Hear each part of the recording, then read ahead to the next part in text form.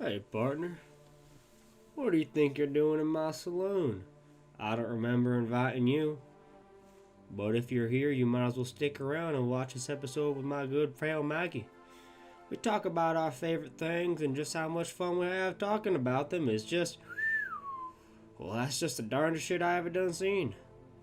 Stick around, tell me what you think, pal. All right, so our portion of the video, we did a regular interview in segments, so we couldn't do a whole full discussion on it like every other video I've either done or we're going to do.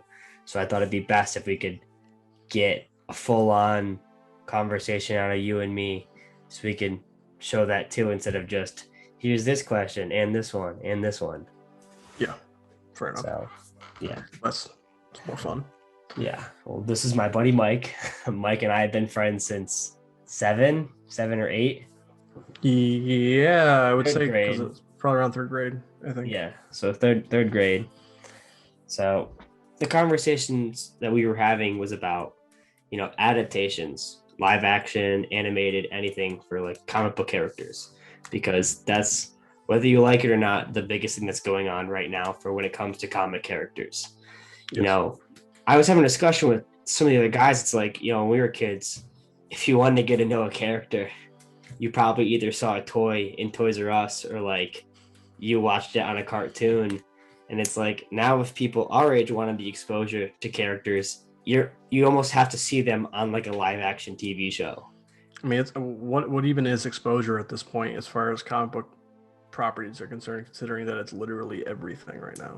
Yeah, we just had Zack Snyder's Justice League launch on HBO Max, 4 hour long epic superhero film, and on the same exact day or the day after, we had a TV show about Falcon and Winter Soldier premiere. Like, it's everywhere. But I mean, the biggest thing is it's like, with Justice League especially, it's like most of those characters aren't new though. I feel like most audiences will know at least 4 to 5 of those names.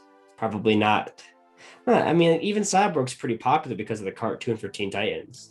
It's not even just our generation. They picked a recognizable lineup of characters, and I think that's to their advantage just based on the fact that you don't really need much introduction. Yeah. And I think when I say exposure, it's like if you're a comic book fan, you could still have a ton of characters. You're like, I want them to be on a movie. I want them to be on a TV show. And even without bias, it's like when we grew up, we had the Teen Titans cartoon. That is most people's introduction to the characters of Beast Boy, Cyborg, Starfire, and Raven that are, under the age of 30, I'd say. Most people wouldn't have another access to that unless they read the comics, which most people of the general public don't have that access or didn't care about. Yeah. But like now, especially Cyborg is going to be a household name, especially with him having a more prominent role in Justice League. But it's just funny, like, say you are like, I like this character and you want to say, how do I show this to more of a general audience? You really got to hope it isn't going to be in a TV show or in a movie. You can't just say like, oh, maybe I hope it's going to be in a toy line or like, I hope it's going to be on a cartoon. Like, as many cartoon films as DC does, and Marvel doesn't even do that anymore. Like having they tried, didn't work. But like having like those characters be brought over to animation, it's a lot rarer than you'd think it would be.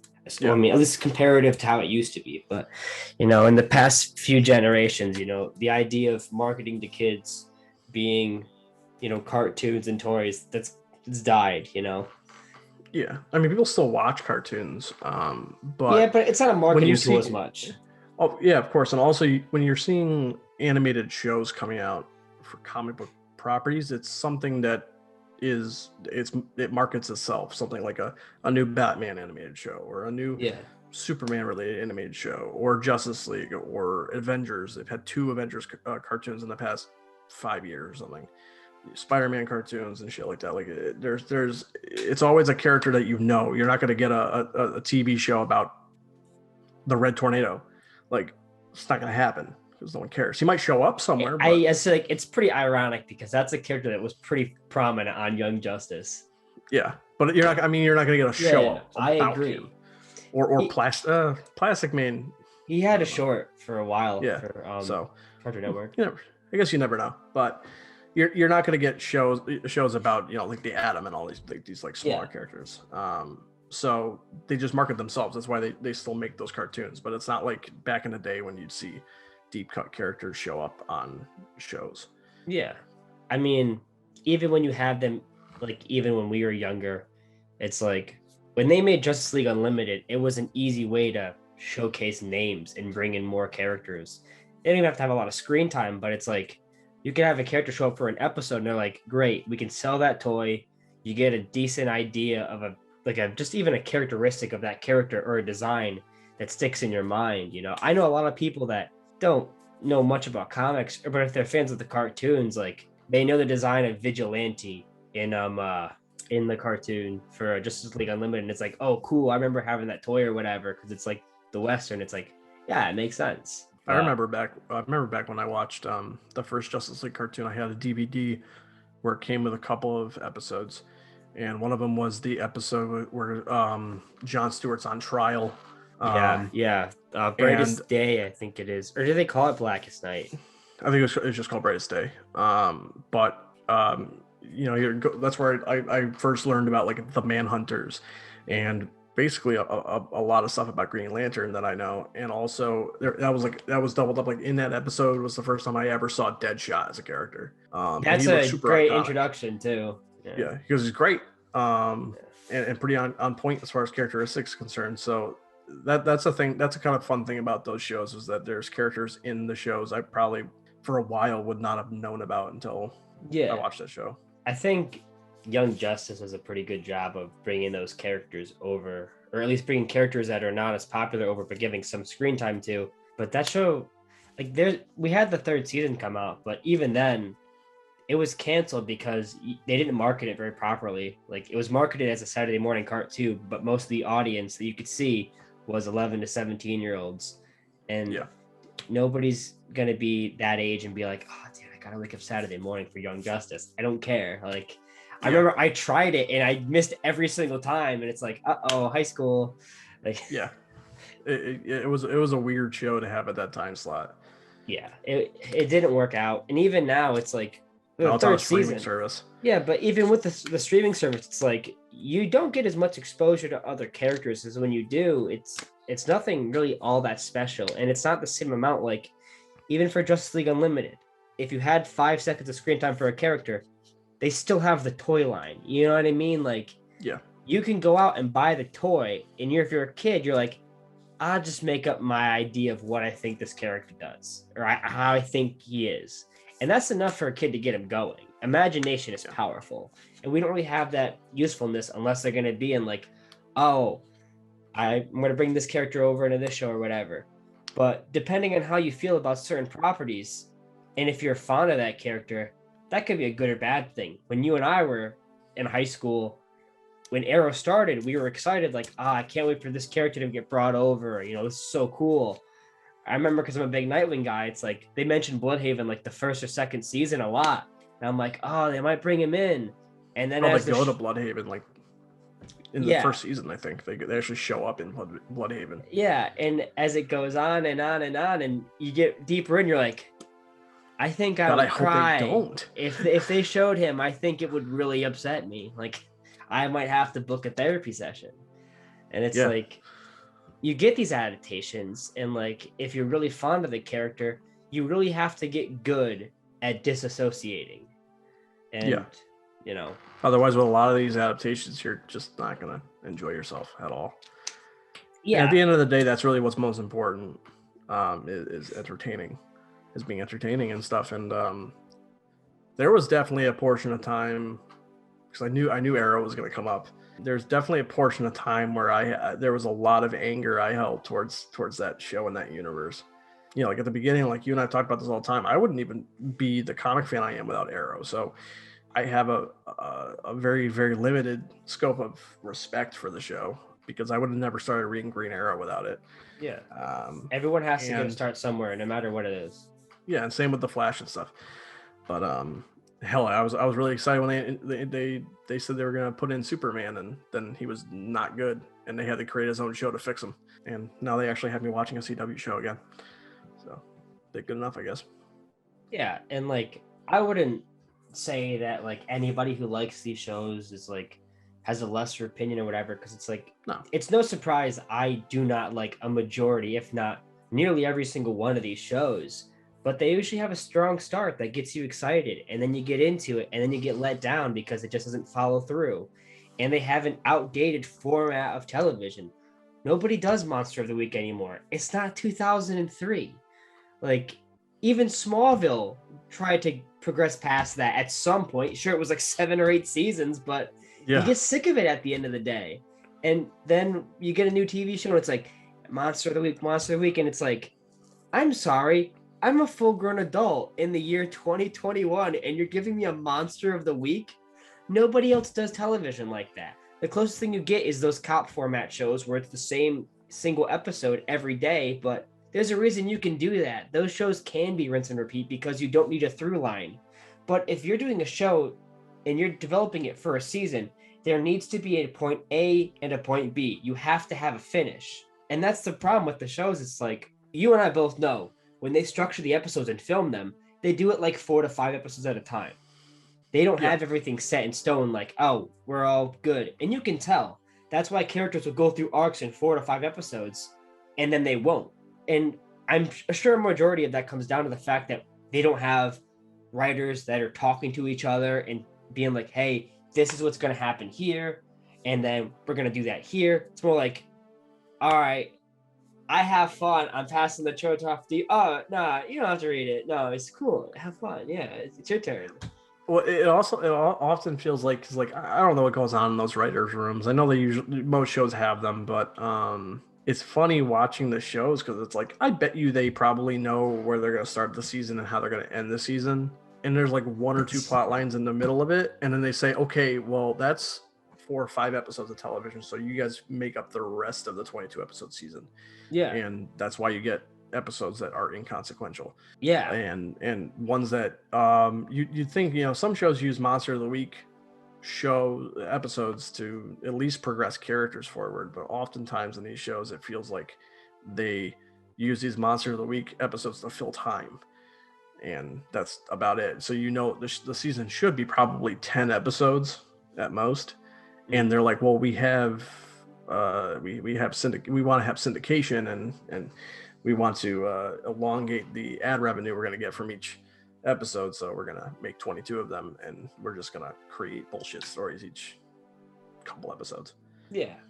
The big thing is that we know the reason why. We're not over here like, why is this going on, or why do they format it? Like, it's like, we get it. It's a business, and they're trying to make money on it, but it's just, I'm all for making money and doing what you got to do, but it shouldn't stunt your creativity. It shouldn't feel like you know why they're doing this, and then things take a backseat, and then everything else just goes out the window. And like I said before, if people like these shows and it's their gateway into getting into characters, like, that's awesome.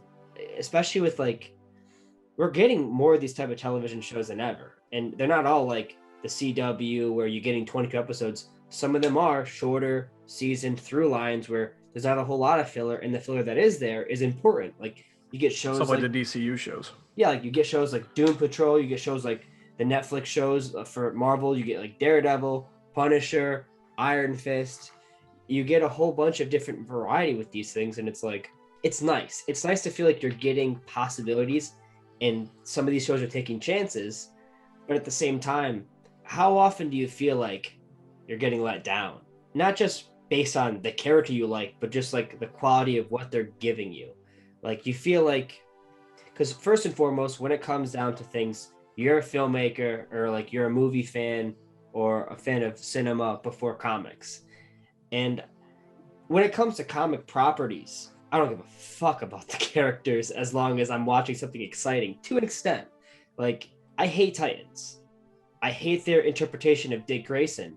Not because it's not my Dick Grayson, but because he sucks. A bad character. He's a very bad character.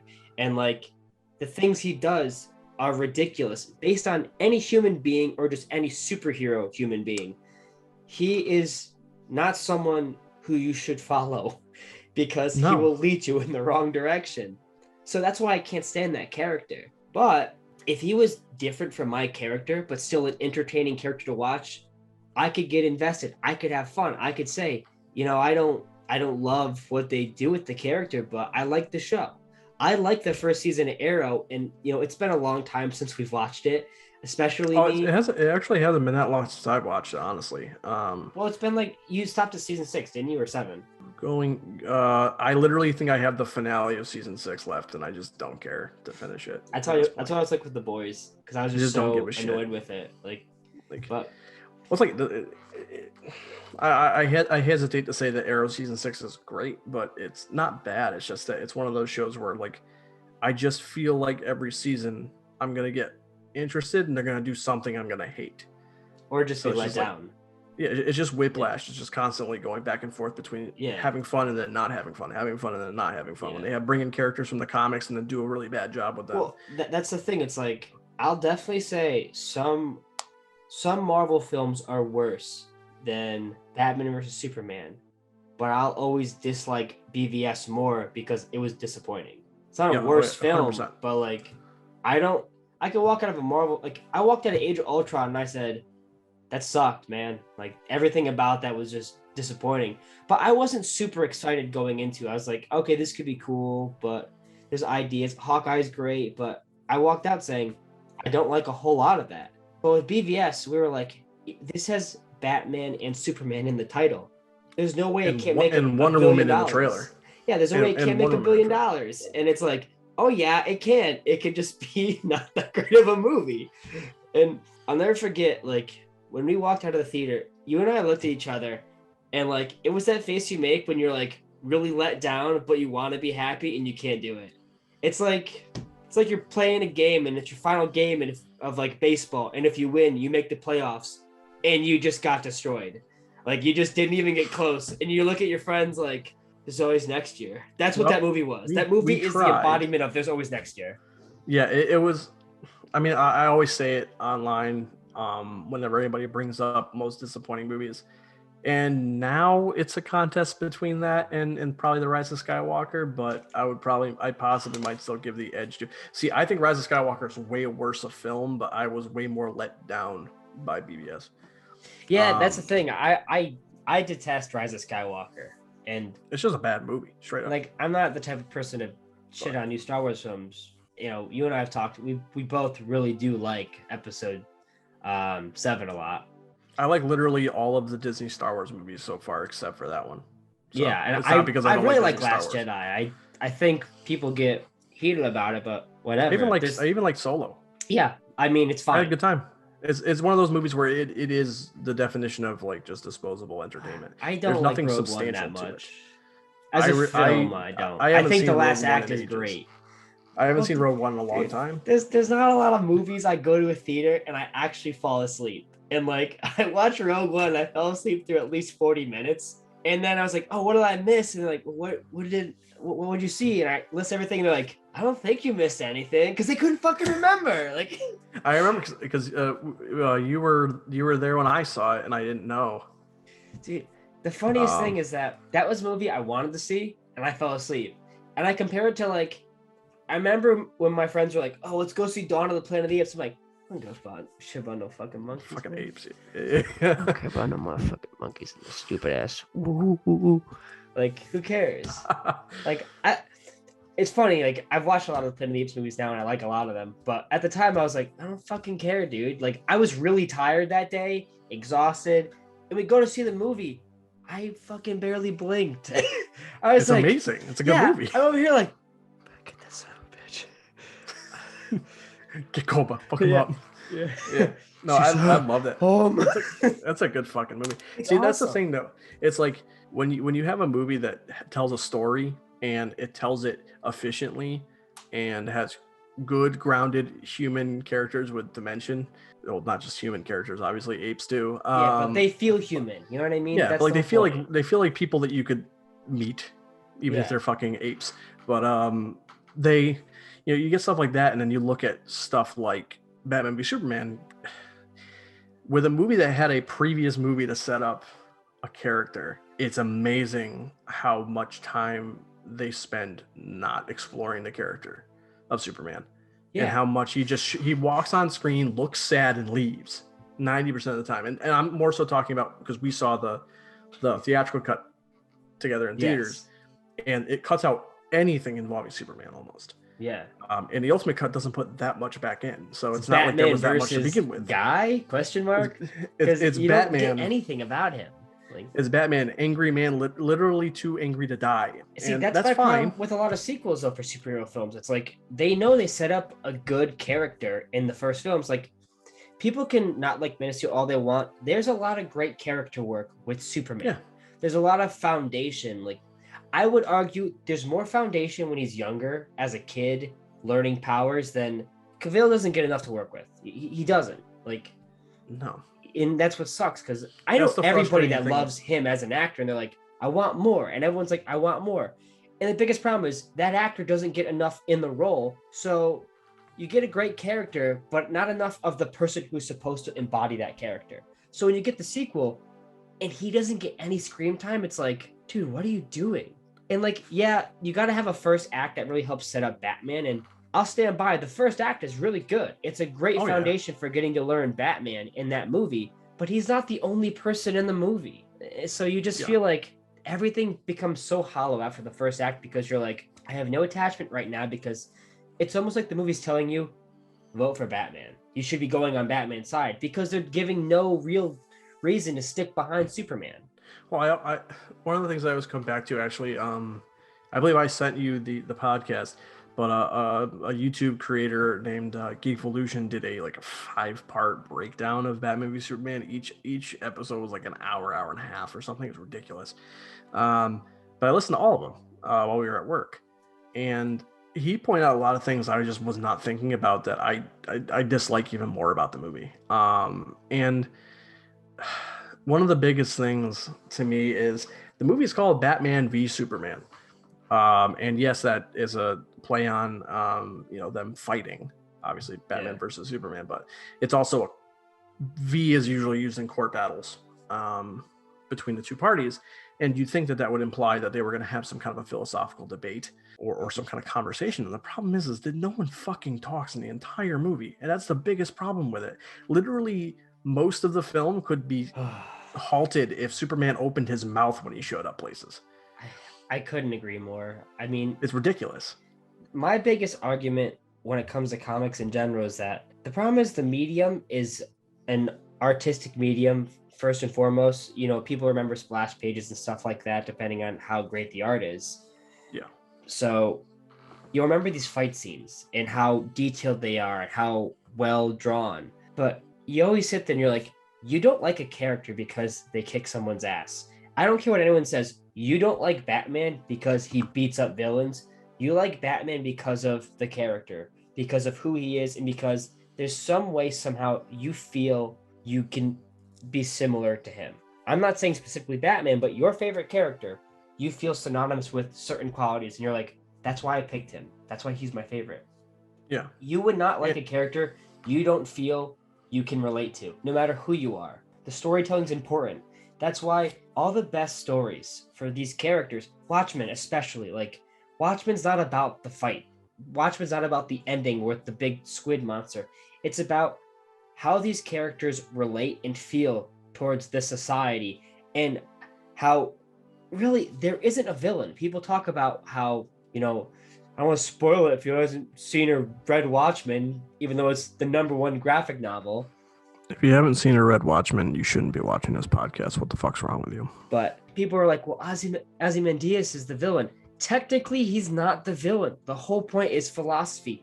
You can decide who really has the right perspective. Yes, he's more painted in an antagonistic way, and he's the antagonist, but it doesn't make him the villain. That's why the story is so strong. And that's why people say, oh, I like this villain because I can relate. The best villains are villains that have a heart to them, a soul to them that you can start digging into. You would never give a damn about a character that doesn't have any weight to it, any emotional weight. I mean, a good design goes a long way. If you have a good design, you could say, I want to like him. He looks cool, but it only can get you so far. You need to feel like you can relate or you can really put yourself into the shoes of these characters. And you think this kind of the Boba Fett syndrome. Yeah. Until recently. But he was a really cool looking character that had zero character outside of the extended universe of books. and that was fine and all. And I really wanted to like Boba Fett, but it took Mandalorian to on screen put that character in a perspective where I could understand him as a person instead of a talking character design. Yeah. So, I mean, it's really funny because I was saying, like, a good character design can only get you so far. It is actually pretty genius for them to have their emotional weight be built into their character design. yeah. Really think about that. It's like, oh, my father gave me the armor. And it's like, that makes you say, we can't lose this armor because now he's emotionally attached to it. So that design you love, it's not fucking going anywhere. So it's genius. Like, so I think the kind of the crazy thing too, going back to especially character related stuff in comic book films and stuff, and it's just an easy one to pick on, but Batman v Superman. Everyone always expresses that a lot of the stuff involving Superman and just the DC pantheon in general, literally called a pantheon, they liken it to Greek gods and mythology, and some people even refer to stuff in Batman v Superman as being a Greek tragedy. But the problem is in order to have a tragedy, you have to give a shit. And if you don't create a character and progress that character, why would anybody give a shit? Also, tragedies are built heavily on like a 3 act structure, where it's like you get associated to the first character, and the second character, they achieve what they want, but they do it with means that will bring about a downfall to some way and either hurt the character or the characters around them. Mm-hmm. Superman doesn't do anything to initiate his downfall at the end. It's not a tragedy because nothing can instigate that. Like look at stories like, well, I don't want to bring up Medusa because a lot of people will liken that to being like, that's not, she was raped in the temple and everything, and it's like that's more of a tragedy through the lines of just a male gaze versus a well-developed story. But like stuff like Icarus, especially, like a lot of people have Icarus's father not just be a fantastic inventor, but become very full of himself because of his inventions. He hits the height of his popularity, and he gets full of himself.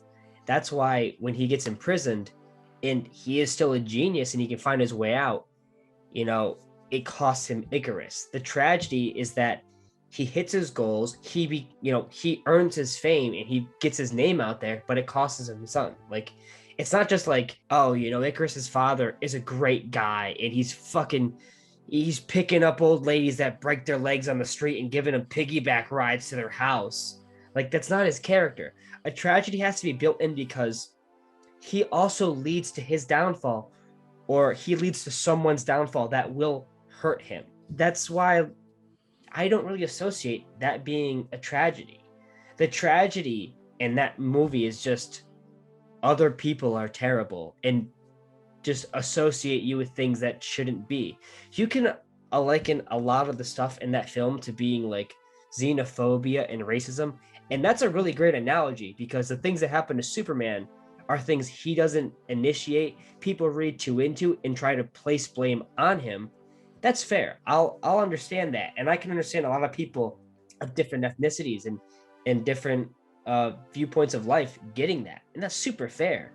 That still only goes so far as a storytelling perspective because they don't really showcase that and initiate that. That's subtext, but that doesn't mean the rest of the content is an invigorating story. There's great ideas in it, but the biggest problem with most movies is like, I hate having a great idea and seeing somebody not fully utilize it.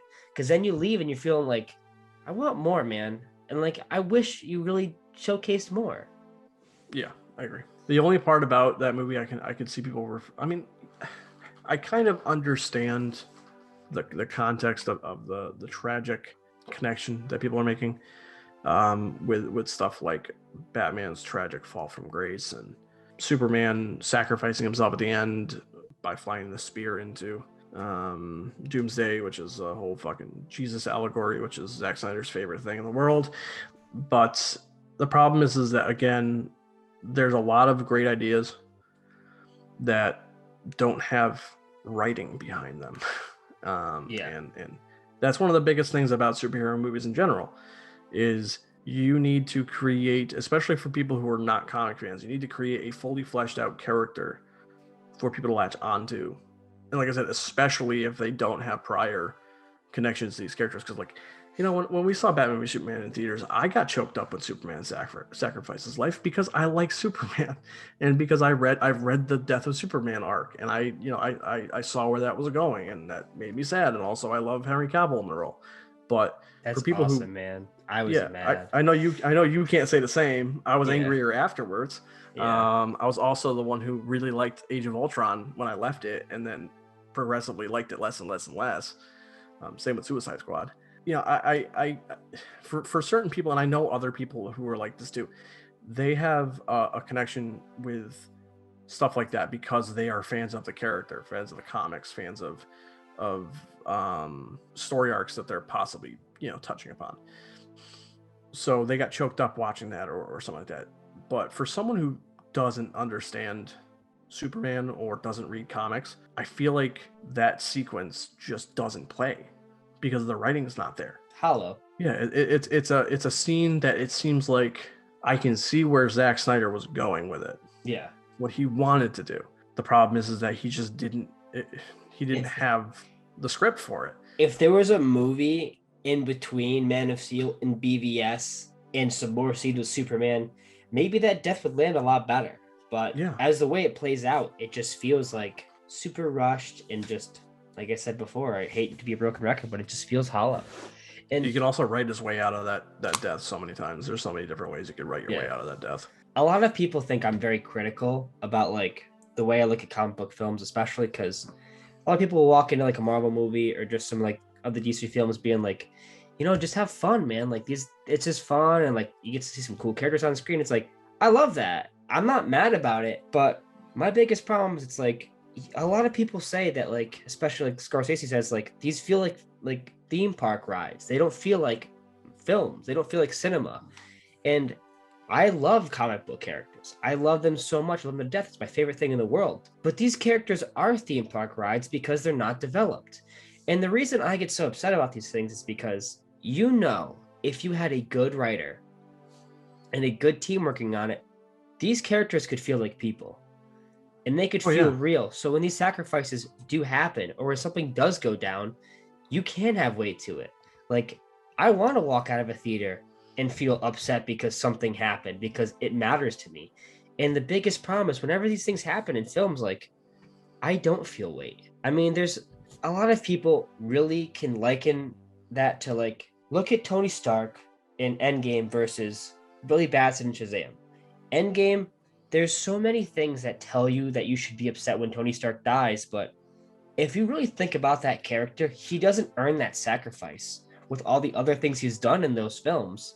He doesn't even really relinquish the guilt that he should have for all the other bad stuff he's done.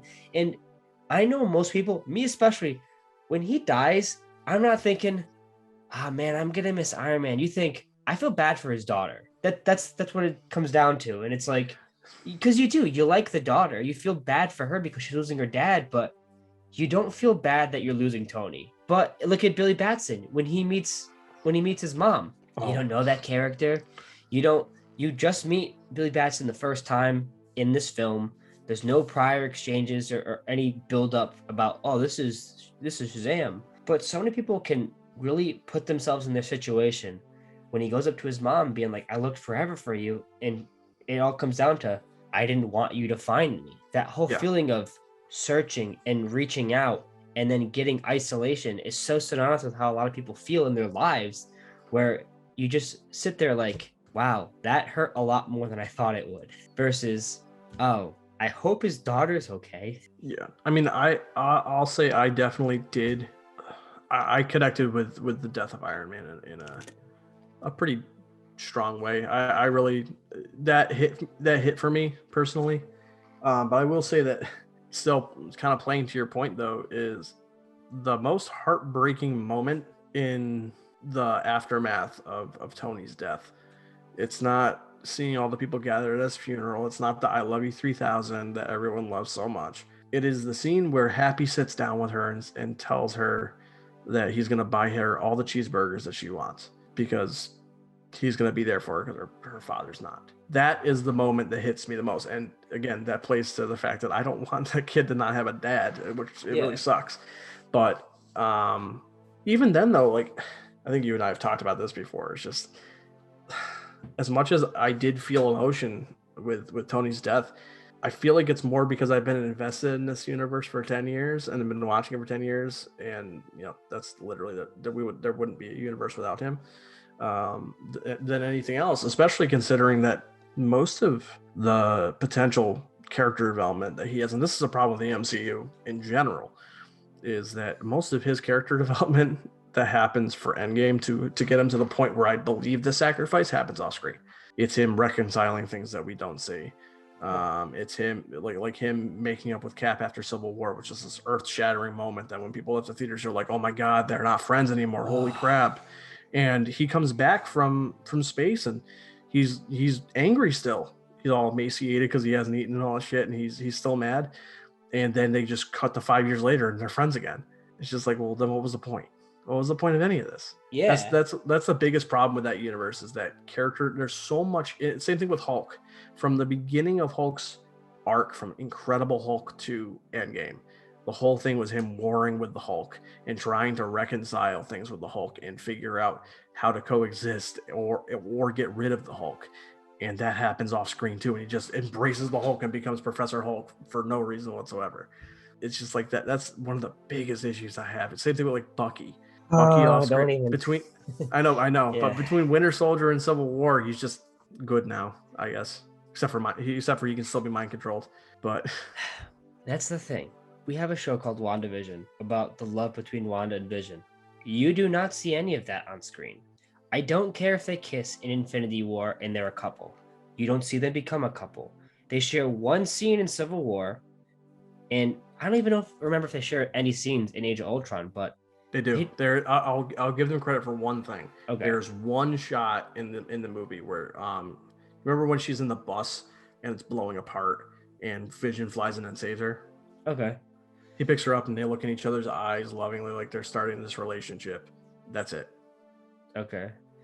That's so they stupid. Do kind of start it a little. Yeah, no, 100%. Like that's not building romance though. You know what I mean? No, I agree completely. Like that's the thing. Like it's the same thing people say. They built up Thanos for like 10 years. No, they didn't. They showed him 3 times. One movie. And they showed him in one movie and then he made a couple of appearances. Yeah, like that's not build up. That's not development.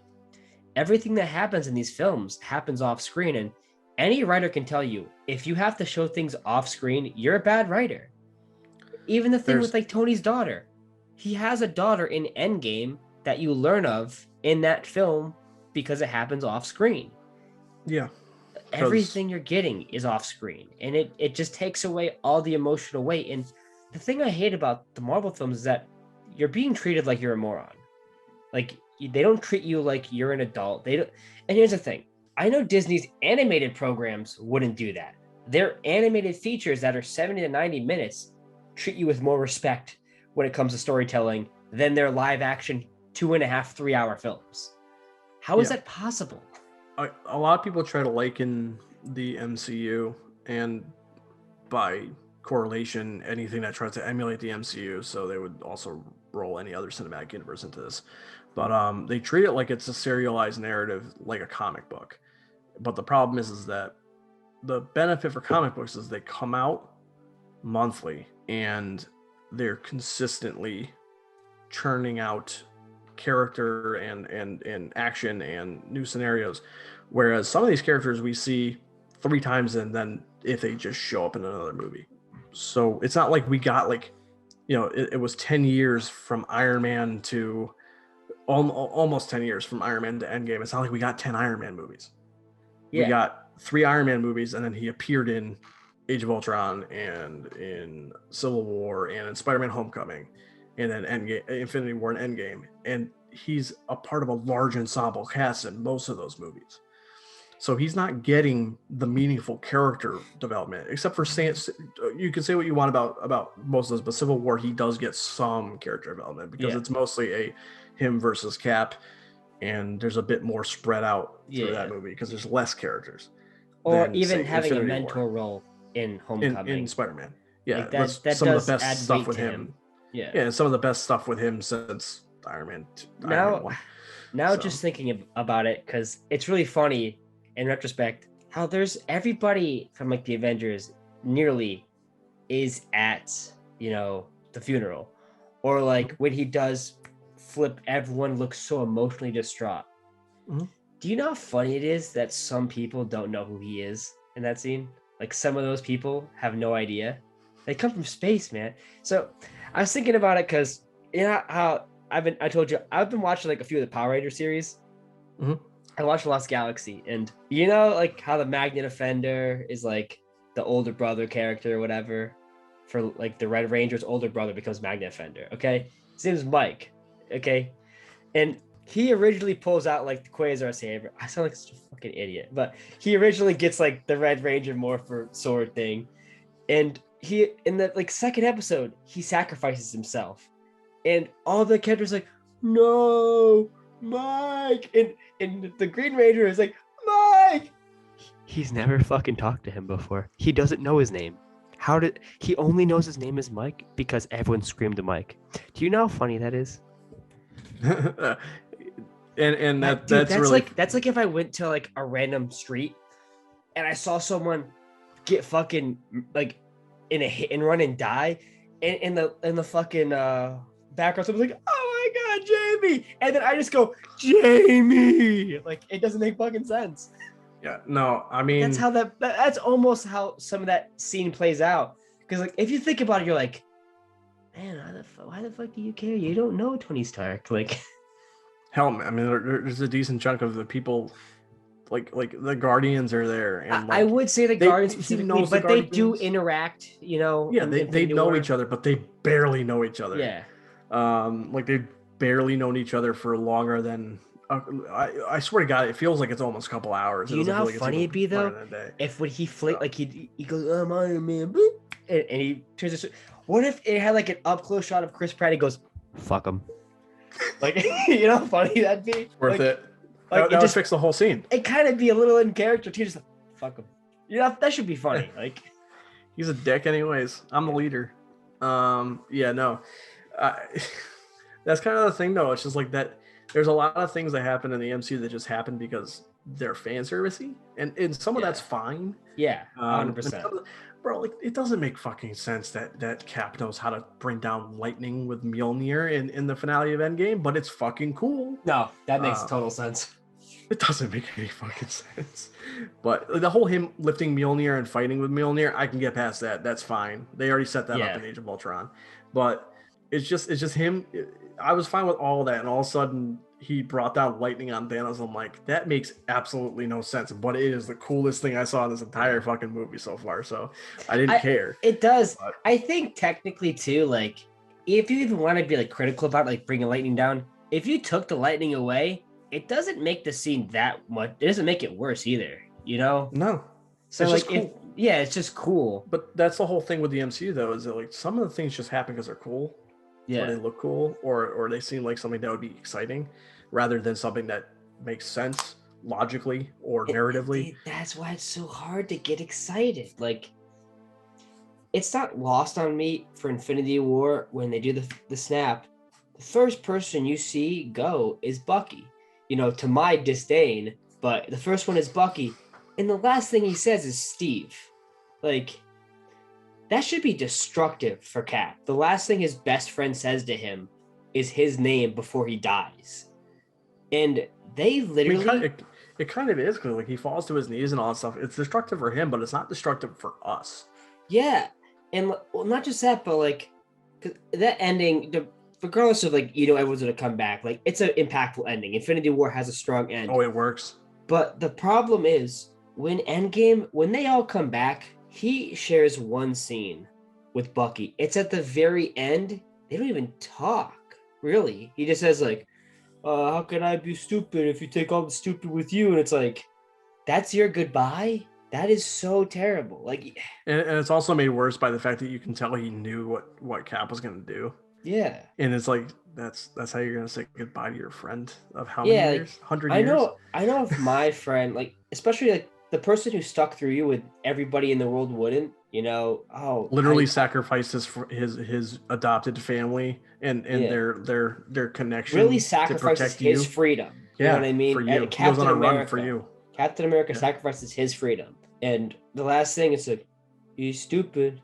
You stupid. It's like, Yeah, dude, it's dumb little banter. because I don't know. That just bugs me so much. I just feel like they take value for like, the idea is cool, but we don't really want to capitalize it.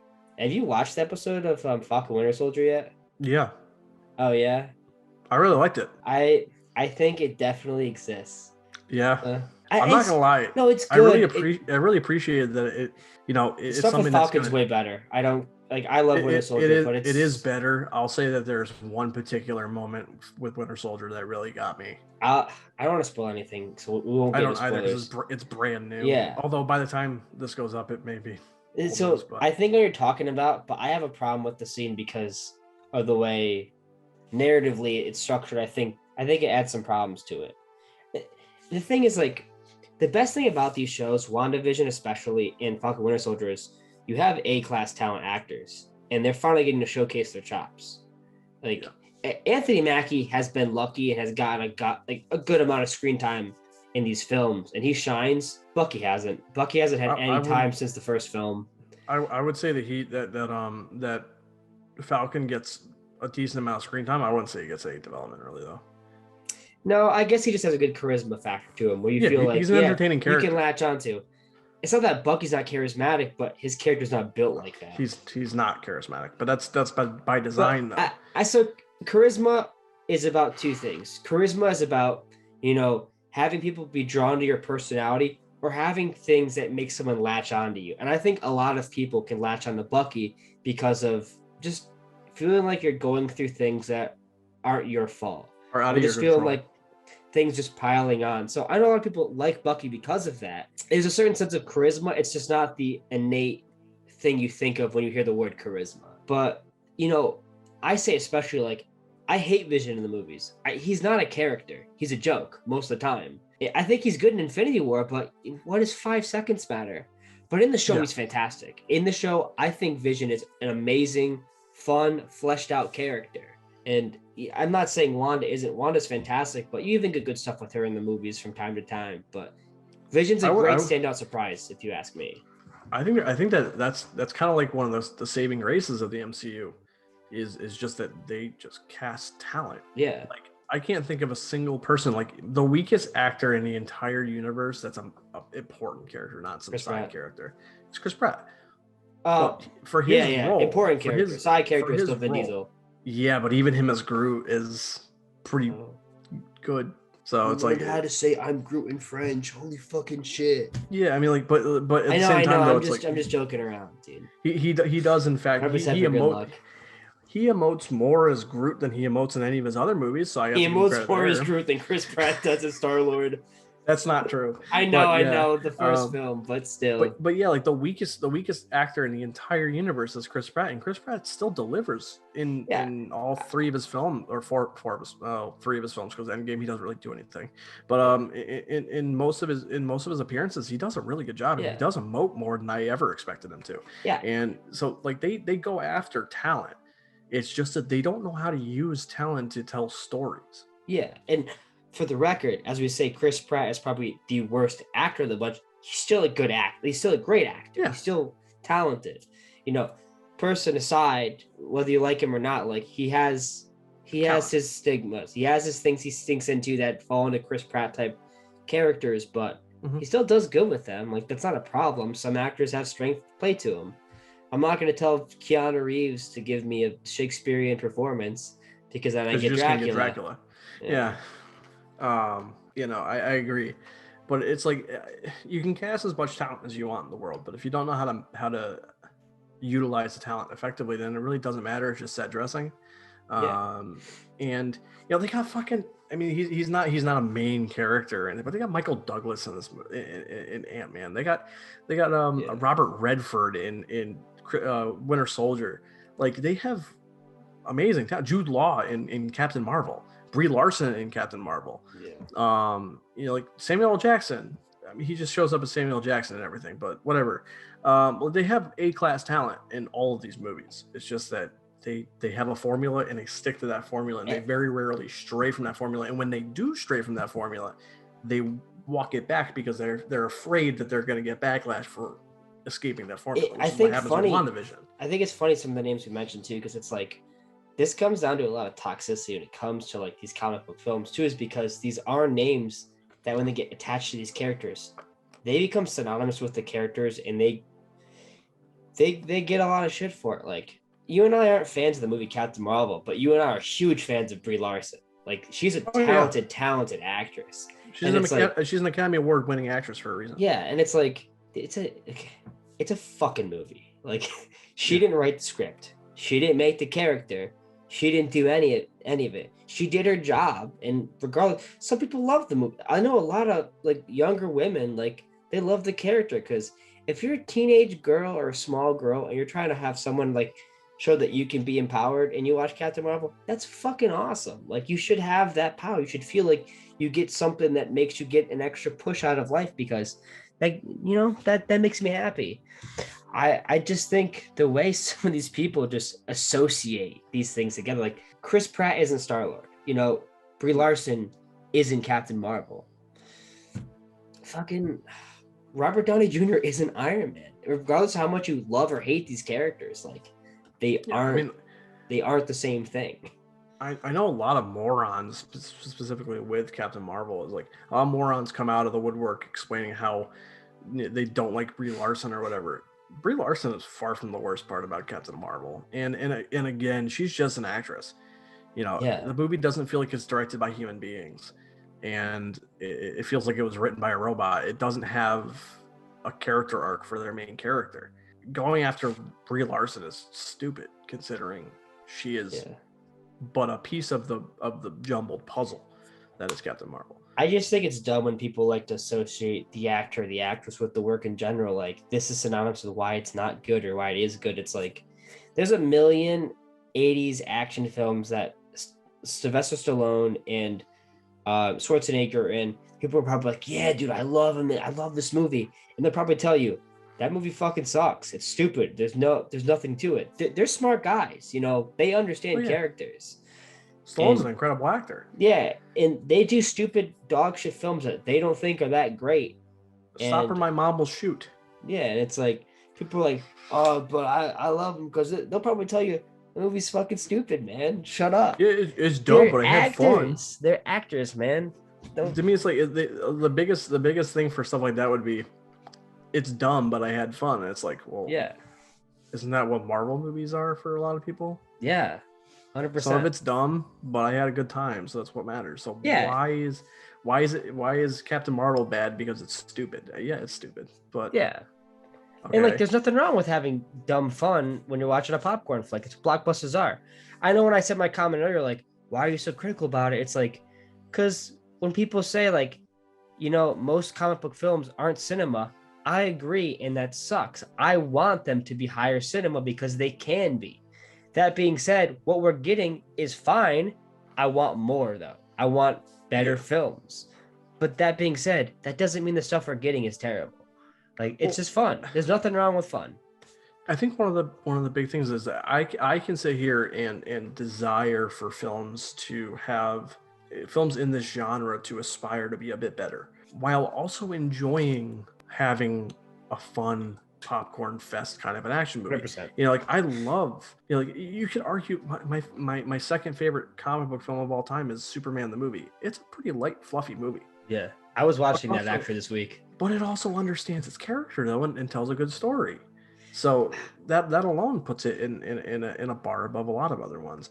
And, you know, you can have movies that are like, you know, I know you're not as big a fan of this one as me, but, you know, Logan which tells a great story, you know, independent of its connections to comics, but it tells a great story. I mean, hell, you can watch Logan without watching the rest of the X-Men movies and still you should. It. My sister, when we went to go see it, I took my sister to go see it with us. She's never seen an X-Men movie. It's a better movie if you do that. She adores the movie. So it's one of those movies that it tells a great story. It lovingly homages cinema, and it has great action, great character work, great technical merits, cinematography, score, sound design, everything like that. But it's a comic book film. Yeah. So it's clearly possible. It's just that, movies like movies in the MCU don't have to, because they make $1 billion every movie, or some of the DC movies earlier in the pantheon decided that they wanted to do the same thing the MCU was doing, and it didn't work. I consider it like a spectrum of, when I look at films and cinema for two categories, there's three different categories that come to mind, and there's three films that like really hit it on the mark of like, well, four, but two of them fall in the same thing. Like when I think of films that are cinema, that are comic book films, and like why they're high class or why they matter, I think of films like 89 Batman, and I think of Superman, the movie from 78, especially because there is no such thing as a comic book buzz. There's no such thing as those characters running the market. They are just another blockbuster film with names attached to them, but they're not that synonymous with the public where it's gonna have expectations. They are fresh. Yeah. For films, there is a fresh perspective that you're not going to get before. So you can experiment, you can have fun, but you can also develop things. And that's why people regard those films so highly, even though they are blockbusters. They don't have to adhere to anything. They don't have anything to be looked upon to compare it with. That's why it feels so distinct. If you watch them now, these films feel very distinct, like their own film. They're not copying anything. They feel unique. Yeah, obviously hero's journey, and they take a lot of inspiration from other things. God, Tim Burton takes inspiration from everything, especially from horror aesthetics, but they feel distinctly their own, and that's why they're so great. Another film that I think of another series that fall as like superhero films that are cinema that hit that category are films like Logan and The Dark Knight. Films that I'm not in love with them as comic book movies, but they are first and foremost cinema. I don't like Logan because I'm a huge X-Men guy, and I feel like the other films in the series brings Logan down, but I'd be an absolute moron to say it's not a well-crafted film. I could say I don't enjoy it, but I'm not stupid. It is a well-crafted film, and a lot of the problems I have are usually either small, minor nitpicks, or just me trying to dislike it. Most of it just comes down to I don't like the characters in it. Sometimes I don't like the characterizations, but that's just an attached bias that I can't get rid of, and that's okay, and I can acknowledge that. But it is a film, and the way it attacks subjects in the film are ways that a lot of comic book films don't handle things, the same way The Dark Knight is first and foremost a film. The way it's structured, it's about its storytelling first, and then its comic aspect second. It is trying to be distinctly its own, although it does try to sit itself very far from its source material. Whereas like Superman and Batman 89, they're distinct, but they still feel like they're attached to the roots that they're taking from. These ones, they are detaching from their roots heavily, but they're still trying to say, I'm giving you a film that you're going to remember. I'm giving you a film first and foremost. I want you to see this creativity I'm putting in. And then there's the third part of the category where films to me aren't cinema, but they're enjoyment. You've, during your interview, said a thing that I hadn't even thought of before when you're comparing them to the slasher genre. There's a reason when the slasher genre took off, you had films that were inventing and creating a genre.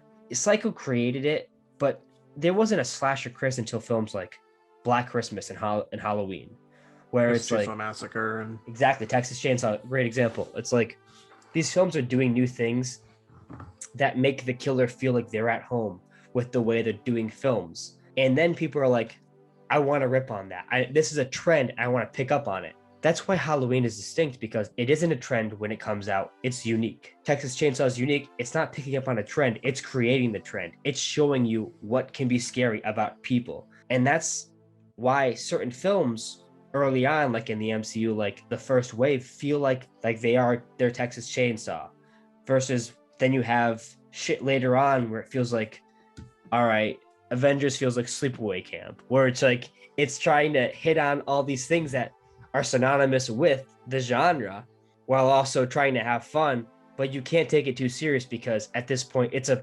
almost a parody of what it's supposed to be. Yes. And that's how a lot of these films fall into it. It's just they aren't taking the film aspect serious. They're taking the comic aspect decently serious, but they're just trying to make money, or they're just trying to tell a fun story and not go too deep into it. That's why when you have people like the Russo brothers talk to you about how they are taking cinema to a next level, it's just so annoying because you're like, you can't even fundamentally take writing to a secondary level, let alone take it to the next level.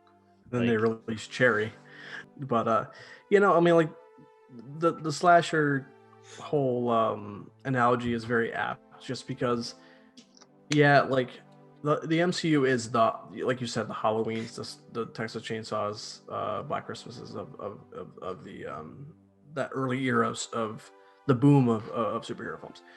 But the nice thing about slashers, because you and I both like slasher movies, we both like horror movies, and the fun thing about, I like throwing slasher movies on when I go to bed, because it's yeah, just comforting. And I don't mean comforting in a weird way. It's just like, it's something that you know what's going to happen. yeah, You fall asleep in the middle of it, you're not missing anything. You generally know how it ends, and they're just entertaining.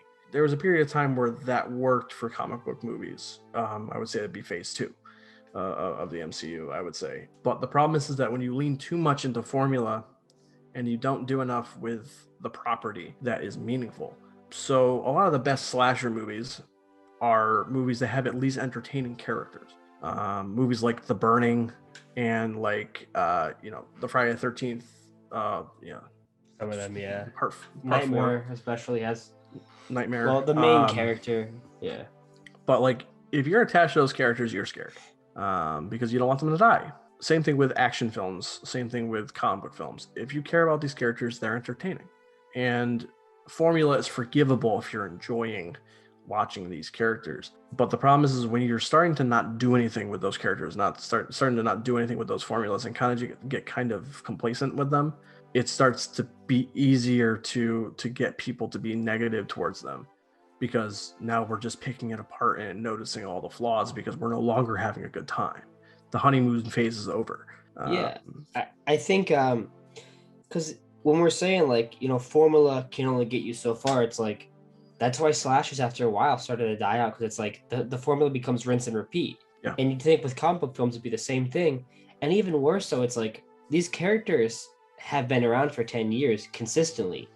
Can you imagine how terrible the Halloween franchise would be if Laurie Strode was in every single film for 10 years?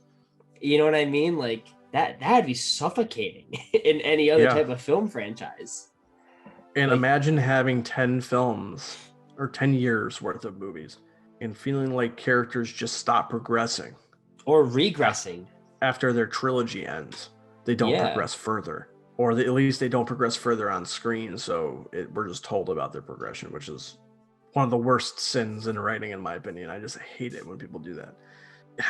That's the thing, is like, everyone always talks about how the MCU, and it's easy to pick on the MCU at this point, but the MCU, people talk about it as if it's this innovative 10-year continuous narrative, which it's not. I'll say it's innovative though. Like it is It is innovative the way innovative, it's structured, but it doesn't mean positively it's or not. exactly. Yeah. Innovative is a fair term. But saying that it is a 10-year ongoing narrative that continuously builds on itself is not true. And that's fine. Whatever. That's kind of the thing, though, is the DC films now are kind of getting it, because they are part of the same universe. Yeah. But they're doing their own thing in each of their movies. They're not so worried about racing to this eventual climax of whatever phase we're in now. They're saying, hey, we're making an Aquaman movie. What's Aquaman going to do for this movie? Yeah, Shazam. We're introducing Shazam. What are we going to do with Shazam for this movie? And that's sure, there's setup. There's certain things. There's the post-credit scenes. There's little teeny Easter eggs, but it's really like the first phase of Marvel. It's like we knew that they wanted to get to Avengers, but they didn't know they were going to get to Avengers. It's so funny because it's like they started with the second phase and then went back to the first with the way DC structured their films. Yeah, they tried really hard, because the whole thing is everyone makes this conversation's been going on since Man of Steel. DC's just trying to catch up to Marvel, and that was their biggest problem. Yeah, for the first 4 movies. Wonder Woman was great, but Wonder Woman's a very isolated film. That's why it works, and it's also just good. But they were really trying with movies like Man of Steel, and then jumping straight into Batman v Superman. No Batman, knowledge previous to this, trying to introduce all these different characters in one movie. And multiple characters aren't the problem. It's a matter of how they allocate screen time. And my God, do they not know how to allocate screen time in either and that's cut? funny. It's especially because you bring up the fact where it's like they're throwing a lot of characters at you, and the place we are in time now, they're taking the fact that you do know things about the character for granted. They know they could show you a memorial of Robin, and you're like, I know what that means, so they don't have to really explain it. You know, if you are 13 years old and you don't know about Batman, let's just say you don't at all. Your parents just hate superheroes, and you're like, you're not watching that shit. And then you're like, you know what? I fucking hate my dad. I'm going to the movie theater with my friends. I'm gonna watch BVS. And you get there, and you're like, and it shows that, and you're like, fuck is that red suit? What's the R stand for? Really not gonna tell me what happened? Like, they're taking advantage of the fact, like, you should know these things because it's commonplace at this point, but they don't delve into it. And you brought up how, like, comic books earlier, like, they're serialized, and it's like, oh, they're telling the story serialized. Yeah, but these characters don't interact as often as people think they do. They have their own solos, they have their own ongoings where they solve their own problems in their own worlds, and in crossover events, they interact, or they have team ups or some team books. But characters, every once in a while, someone will show up in someone else's book, but it's very rare. Yeah, it's not team that, ups. it doesn't happen that much. But these characters have their own separate worlds that they fall into. The movie should be the same way. They can take place in the same world, but things don't always have to happen. Like, Shazam's perfect because it acknowledges things that happens in the world, but doesn't focus on them, because that's stupid. Superman exists in the world, so it makes sense for someone to be excited about the existence of Superman. But and Batman. But they don't have to focus on Superman did blah, blah, blah, blah. Like, that would make the film feel like such a lackluster. It'd make it feel like Age of Ultron 2 or Avengers 2 Age of Ultron, because they're talking about other things that happens all the time. It feel like setup for like another Justice League film if that's how it was going to be. But it doesn't. It acknowledges the world, creates its own characters, and you feel like, great, I want to learn more about these characters. And if anything, with movies like Shazam, which is a pretty good example, is like they do set up things in Shazam, but it's for further Shazam adventures. Yeah, 100%. And they don't even really focus that much on a lot of that stuff. Like we talk about a couple of things, but most of it is just the task at hand and getting to know these characters and writing fleshed out characters, specifically your main character. That's what the runtime is devoted to. And movies like Age of Ultron are exactly what you don't do. A good chunk of the movie is just, hey, we want to do this Infinity War thing later on. So we're going to stop the movie and send Thor into a hot tub to learn about the Infinity Stones. It's one of those things where it's just like, it doesn't make sense to do stuff like that. To be devil's advocate, it's like, there's not as many scenes as you'd think there are doing that. But the problem is, you remember the scenes that do because they take you fully out of the movie. Because they have absolutely nothing at all to do with the plot. Because when you say anything about like setup, I initially think of that exact scene with Thor, because you sit there like, we could have just cut this out of the fucking movie. Like, we don't need it. It has no place in it. Because like when he gets back, he makes mention briefly. He's like, I had to learn about this the fucking old Infinity Stone, blah, blah, blah, and then all of a sudden now Vision's up, and now they gotta go fight Ultron. It's like the subplot had nothing to do with the movie. They just had to have Thor doing something. So it's one of those things where it's just like, movies that live for setup are the worst ones. And that's the problem with universes at this point, is we learn that with other failed universes, like Mummy, where they pause the fucking movie to walk through Prodigiums or whatever the fuck their name is, their little house of horrors, to set up different types of creatures within the world, so that we know, oh boy, we're gonna have a Dracula, we're gonna have a werewolf, we're gonna have a creature of the Black Lagoon, all this stupid shit. And that's the kind of stuff that really turns me off to movies like this. It's just that you're not focused on telling a story, you're focused on selling me on the next 5 movies. And that makes it feel more corporate. It doesn't make it feel like it's a movie. It doesn't make it feel like it's a story. What's worse than feeling corporate watching a superhero film? You know what I mean? Yeah, I mean, like, feels disgusting. One of the most corporately made superhero movies I think I've ever seen in my entire life is Bloodshot. Yeah, that was your mistake. I didn't watch that. Yeah, I mean, I don't blame you. but it's one of those movies where it just doesn't. Yeah, it doesn't feel like it's made by a human being, and it's made to just. There's nothing that happens in the movie that matters. It's just, hey, Vin Diesel shows up, and he's got a gun, and he can regenerate. You know, it's got nothing to do with it. I'm just taking off topic because I don't like Vin Diesel, but Don't blame you. You know how in Falcon and Winter Soldier, really off topic. I was just thinking about it because he says it takes place 5 months after the end of Endgame. Yep. And this is 2021. I think the end of Endgame, isn't it 2022? Or is it later? See, the thing is that I know there's a lot of time skips, as we get mad about. Skips. But like, but I know. I was just thinking about it because they can have it 5 months after, not that long after, and it's like, it's almost like they're lucky they had a pandemic. It's almost like the world shut down so the Russo brothers' shitty time skips can matter. I find that so hysterical. Because like I know that like Civil War came out in 2016. I'm not sure if it's set in 2016. But there's time skips to Infinity War. There's a 3-year time skip. Oh my god, I thought it was 2. I thought it was 2 because that's what year. Oh my god. It might be 2. But between Infinity War and most of Endgame, it's 5 years after that. Yeah, I know that one's 5 years, but I thought 2018. I don't know. I just thought it was funny because it's like, I think it'd be like 2022 or 2023. And it's like, oh yeah, well, this is 5 months after Endgame. But for us, it's like, it's almost been 2 years. And it's like, hey, it's almost like those time skips are paying off. The world shut down for a shitty movie. Oh, we were blipped out of existence, Scott. Okay, I hate the term blip. The blip, bro. The blip. It just sounds so unserious. Because the only thing that I've seen since Spider-Man came out, like Spider-Man was the only thing that I saw that had the blip in it. I think they say it in WandaVision too.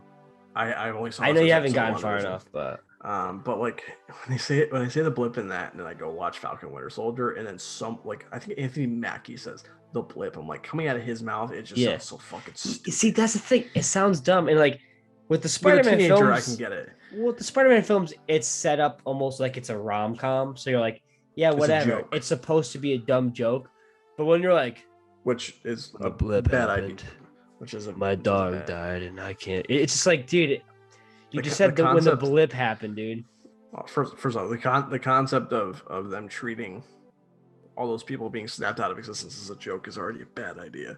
But like when it comes out of a teenager's mouth, because I think Betty Brant says it in Far From Home or whatever. So it's like, oh, it's just a dumb teenager naming it the blip, whatever. And then in Falcon and Winter Soldier, Anthony Mackie, I never would have thought it would transfer over. It's just like, oh my god, that really is what it's called. Jesus Christ. It's like before everyone was making fun of him because they were trying to refer to it as a decimation, and the decimation is deci, which means 10. So they're like, oh, well, it's like you killed this many people, so that doesn't really work. It's like, that's a way better fucking title than the blip. It just sounds so stupid. It's so ridiculous. It's like how in the Marvel Netflix shows they refer to the Battle for New York as the incident. Yeah, that's when everyone became Dusties. like it's just like the dusting. Yeah, the great dusting. It was the dusting. Yeah. Oh my god. Yeah, no. By the way, Falcon's a stone cold, just absolute murderer in Falcon and Winter Soldier. Oh my god. The thing, I remember I was watching that opening action scene, and I'm like, it's a good action scene. It's really entertaining and stuff, but wow. I mean, like, it's not. He doesn't cut any corner. He kills people all the time in Avengers, but like. Oh, but it's just like, he kills a lot of people. Like, I think it's the way it's structured, where it's like. I was just sitting there looking. I'm like, he blows everything up. In the episode, they talk about like, oh, do you get any like money for doing your job? It's like, it's good faith, and it's like, you should be getting paid a soldier's salary because you're murdering a lot of people for like the military. You might as well be getting a military pension or something. Like, that's kind of the funny thing. They're like, are you getting any payment? I was expecting to say, well, I'm ex-military, so I got a pension. It's just like, where was that?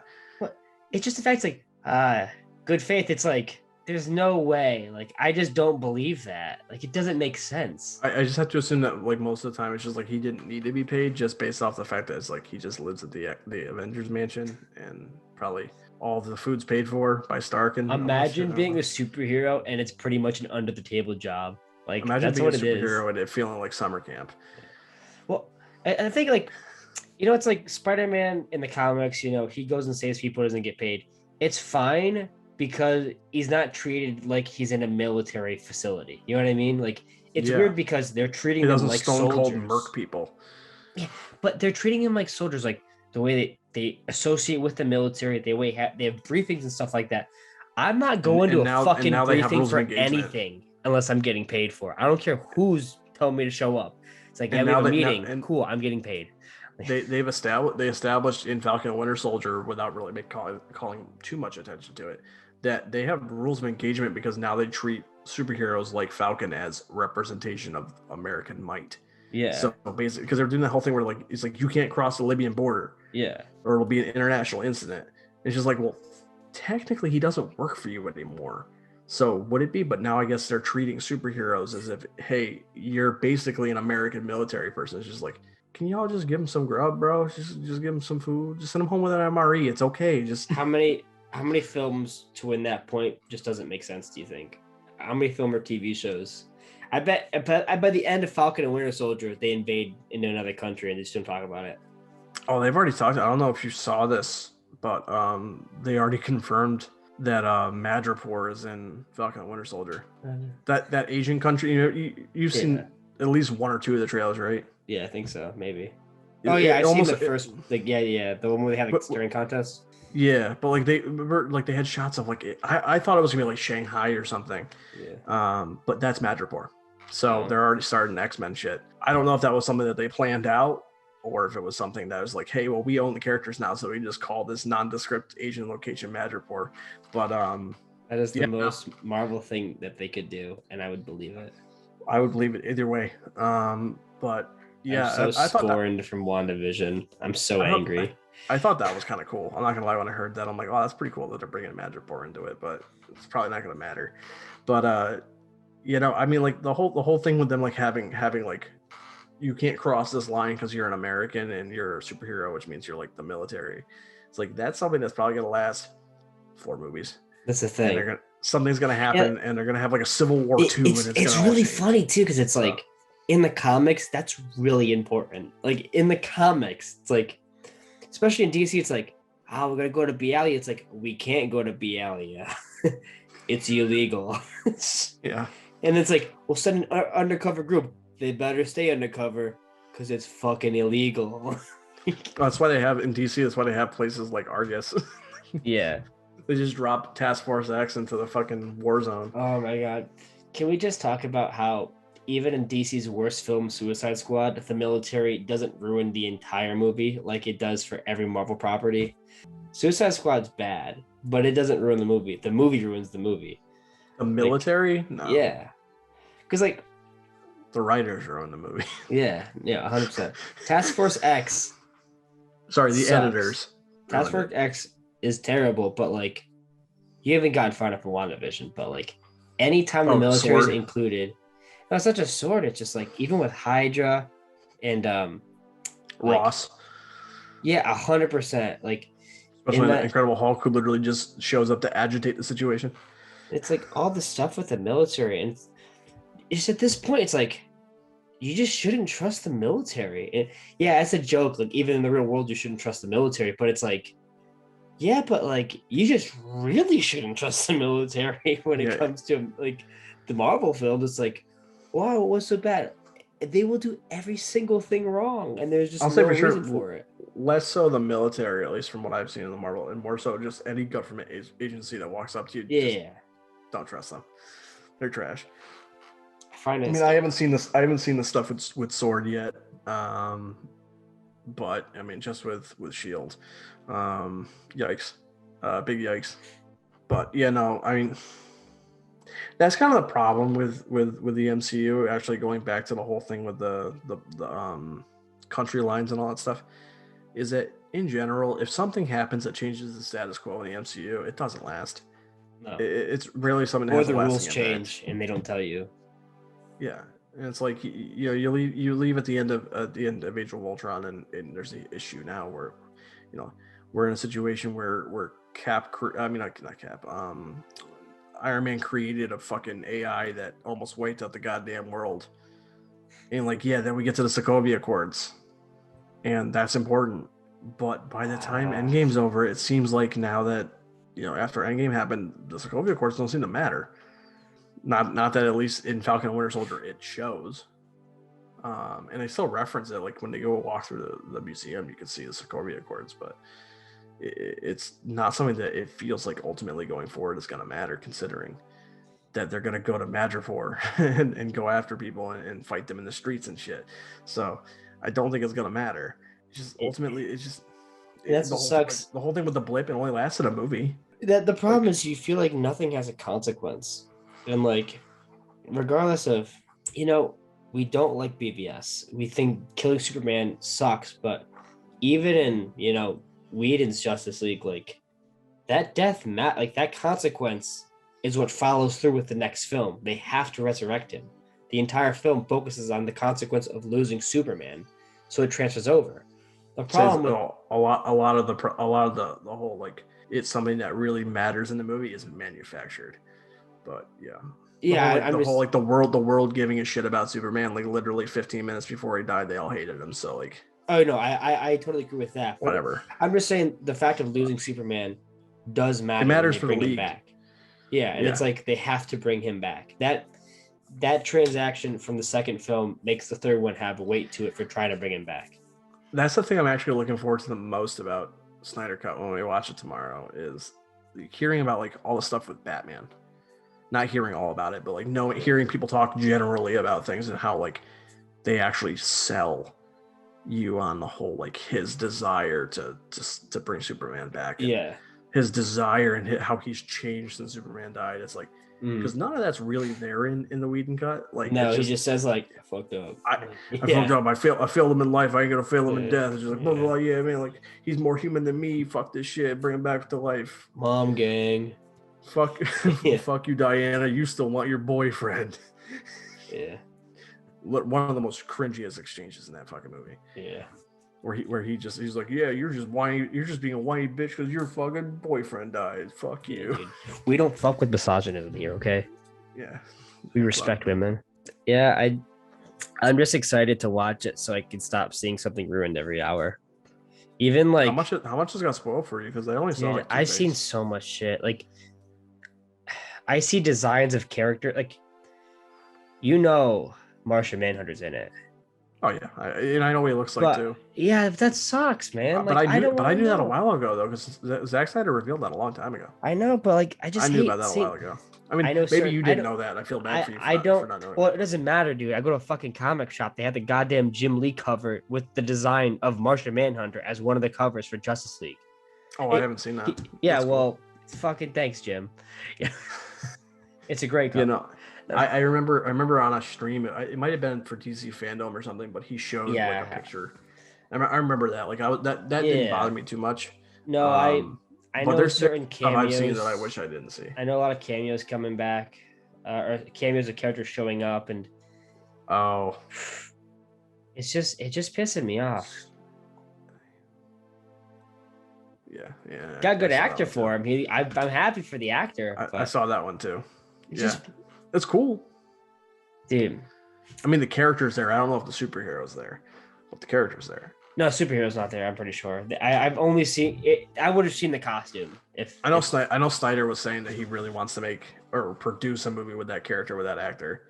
I mean, I don't want him. If they were gonna do it, I don't want him to direct it. I would like an Asian. Yeah, I don't want to be rude and say like, yeah, I want that, but I don't want him. Like, yeah, I would like an Asian director to do that. I'm not gonna say any details. I'm not gonna say any details, but in the past few days, my respect for Zack Snyder has gone up quite a bit. Yeah. Yeah. So, did you see? I mean, like, it's not a spoiler. It's in one of the trailers. But did you hear about the Joker Batman scene? I've heard it's good. I've heard. I know the Batman F-bomb now. Oh, I did actually hear that. That was a joke. So now it's not. No, I liked it. I actually Oh, is liked it? it. In I context, the yeah sound, like, I mean, I haven't heard it actually said, but yeah.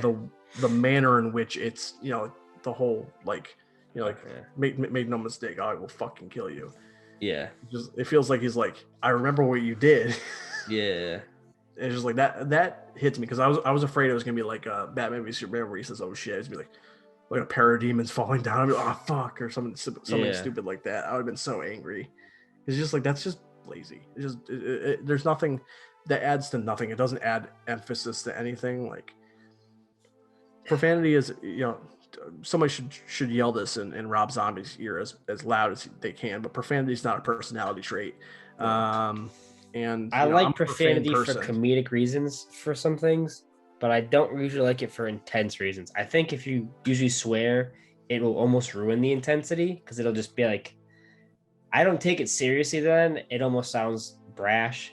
But I think when someone's like using like an F bomb or whatever as like a joke, I think it can enhance it depending on the type of caliber or the type of joke, I should say.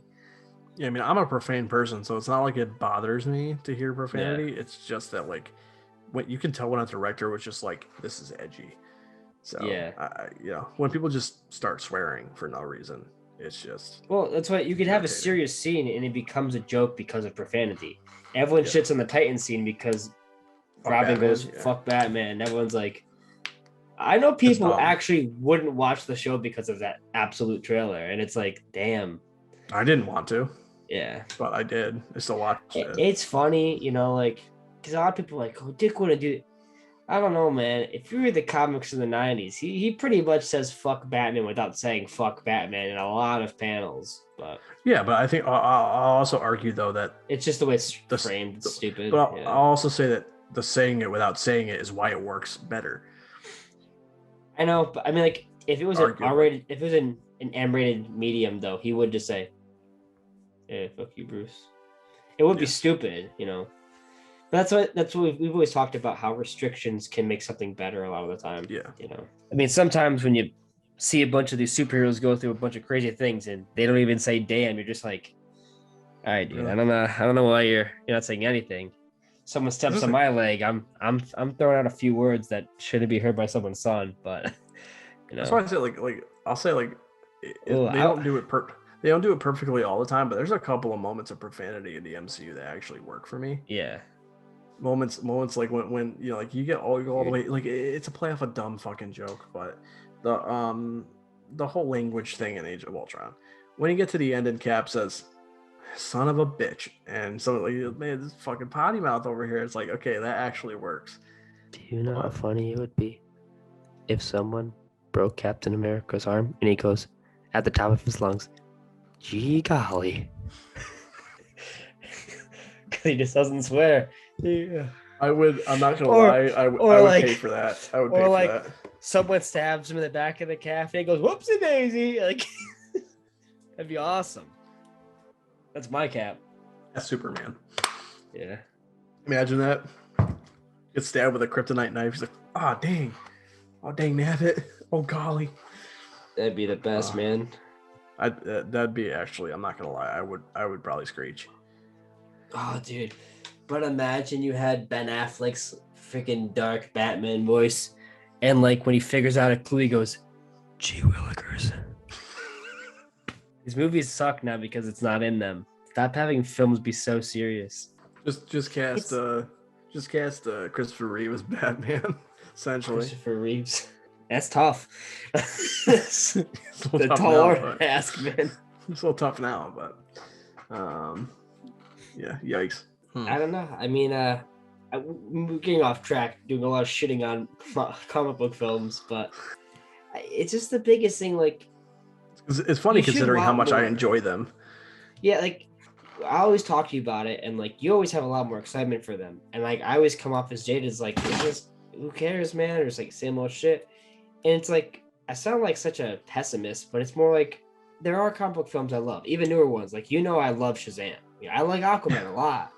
It's tough to get excited when you feel like you're just getting a bare minimum, or like it can only go so far. I Yeah, would love to see something come out where I'm like, this is awesome. I remember when WandaVision was coming out, I said to you, like, dude, you should watch it. Like, I'm having a great time. That's probably the first property for a comic book film in a long time where I'm telling you, you should watch this. I'm having fun. You know, of Yeah. course I was let down. You know, Well, oh boy. because I decided I was gonna try to watch WandaVision, I think you should try to watch Superman and Lois.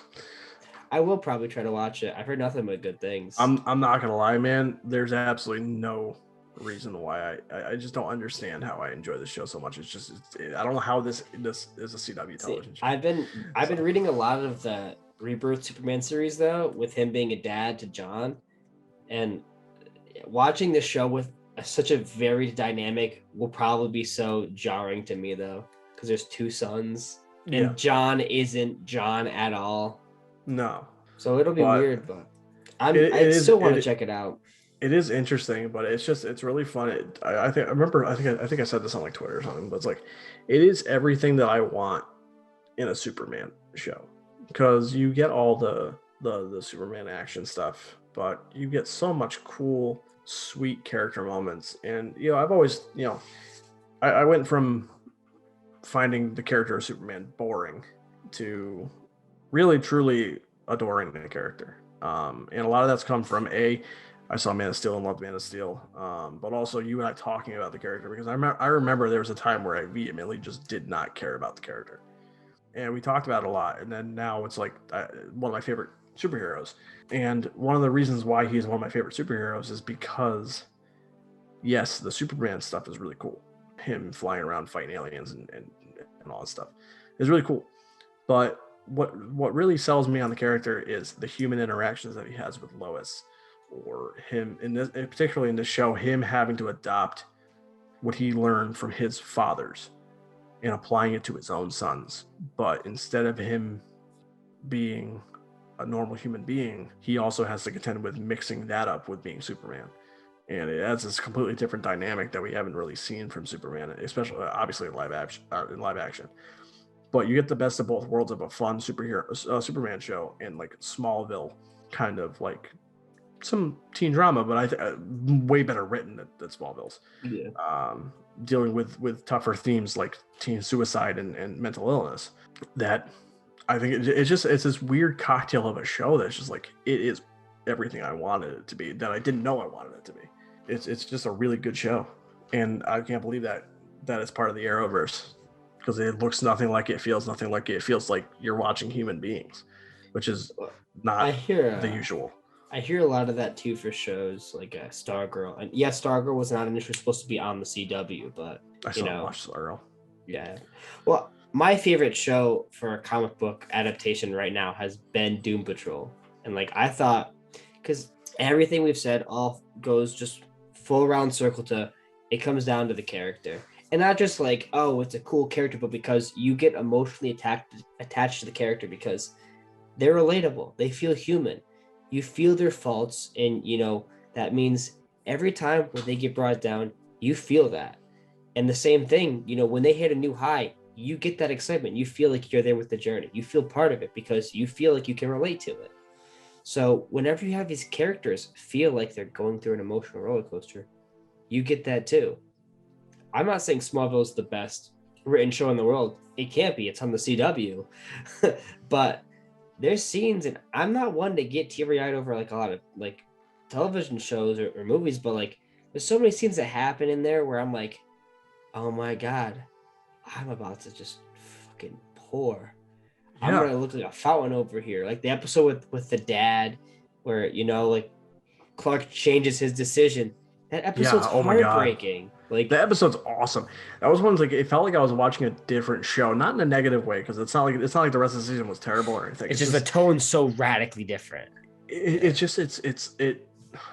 Like that's one of those shows where it was created and ran through the era of television where it was Monster of the Week, Monster of the Week.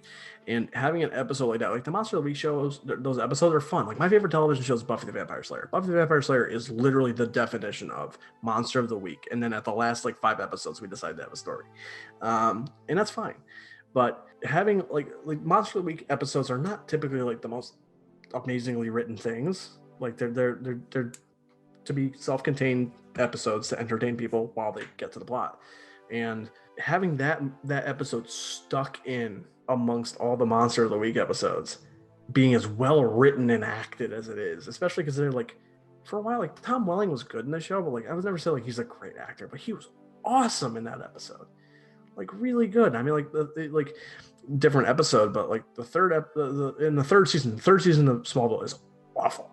And we both like it is. Yeah, it's my least favorite season. Wow, bad. But one of my favorite episodes of the entire series is in season 3, and that's Shattered, with Lex being like acting like people making him feel like he's crazy. And there's some absolutely jaw-dropping emotional moments in that episode, and that episode is so good, and it makes it even more confusing considering how bad that season is. That episode just pops up. It's so funny to think of, because like I think we have to come from the perspective, we have to be at least a little jaded that like Smallville is ironically it's our Arrow, because a lot of people like who have grown up watching Smallville on a weekly basis, and that's why a lot of people after season 4, I can't get into it. We didn't have that problem because we binged it. We could just be like, all right, go. So I'm not gonna sit here and say Smallville stands the testament of time, but like I'm having fun every season except for 3. I couldn't even tell you why I hate season 3 a lot, but I just remember like fucking hate it. Don't want to talk about it. The only thing that stands out is I hate Ian Somerhalder's character so much. Yeah. I hate that piece of shit so much. I was like, you know what? I don't care how tall he is in real life. I bet I could kick his ass. I want to. I deserve to. I'll train for it. And because they have almost the same fucking character next season with Jensen Ackles. And he's way more likable. He's way more entertaining, and his heel turn is way better executed and less telegraphed, because they actually took time to make him a semi-interesting character. Also, Ian Somerhalder looked like a dickhead, but whatever. But yeah, it's like I haven't watched his big claim to fame show was Vampire Diaries. I don't care to watch it. I just mean on Smallville especially, like he just looks like an asshole. Like he looks like an asshole. He's not written with any depth. He's just kind of a prick. Yeah. So it's just like you just don't like him. You just don't like him. So like when all the stuff that happens with him, and honestly, I can't remember what happened with him for the most part, just because I don't want to think about that season. It's just not good. It's the only thing that stands out to me, honestly, besides the episode of Lex, because that episode's great.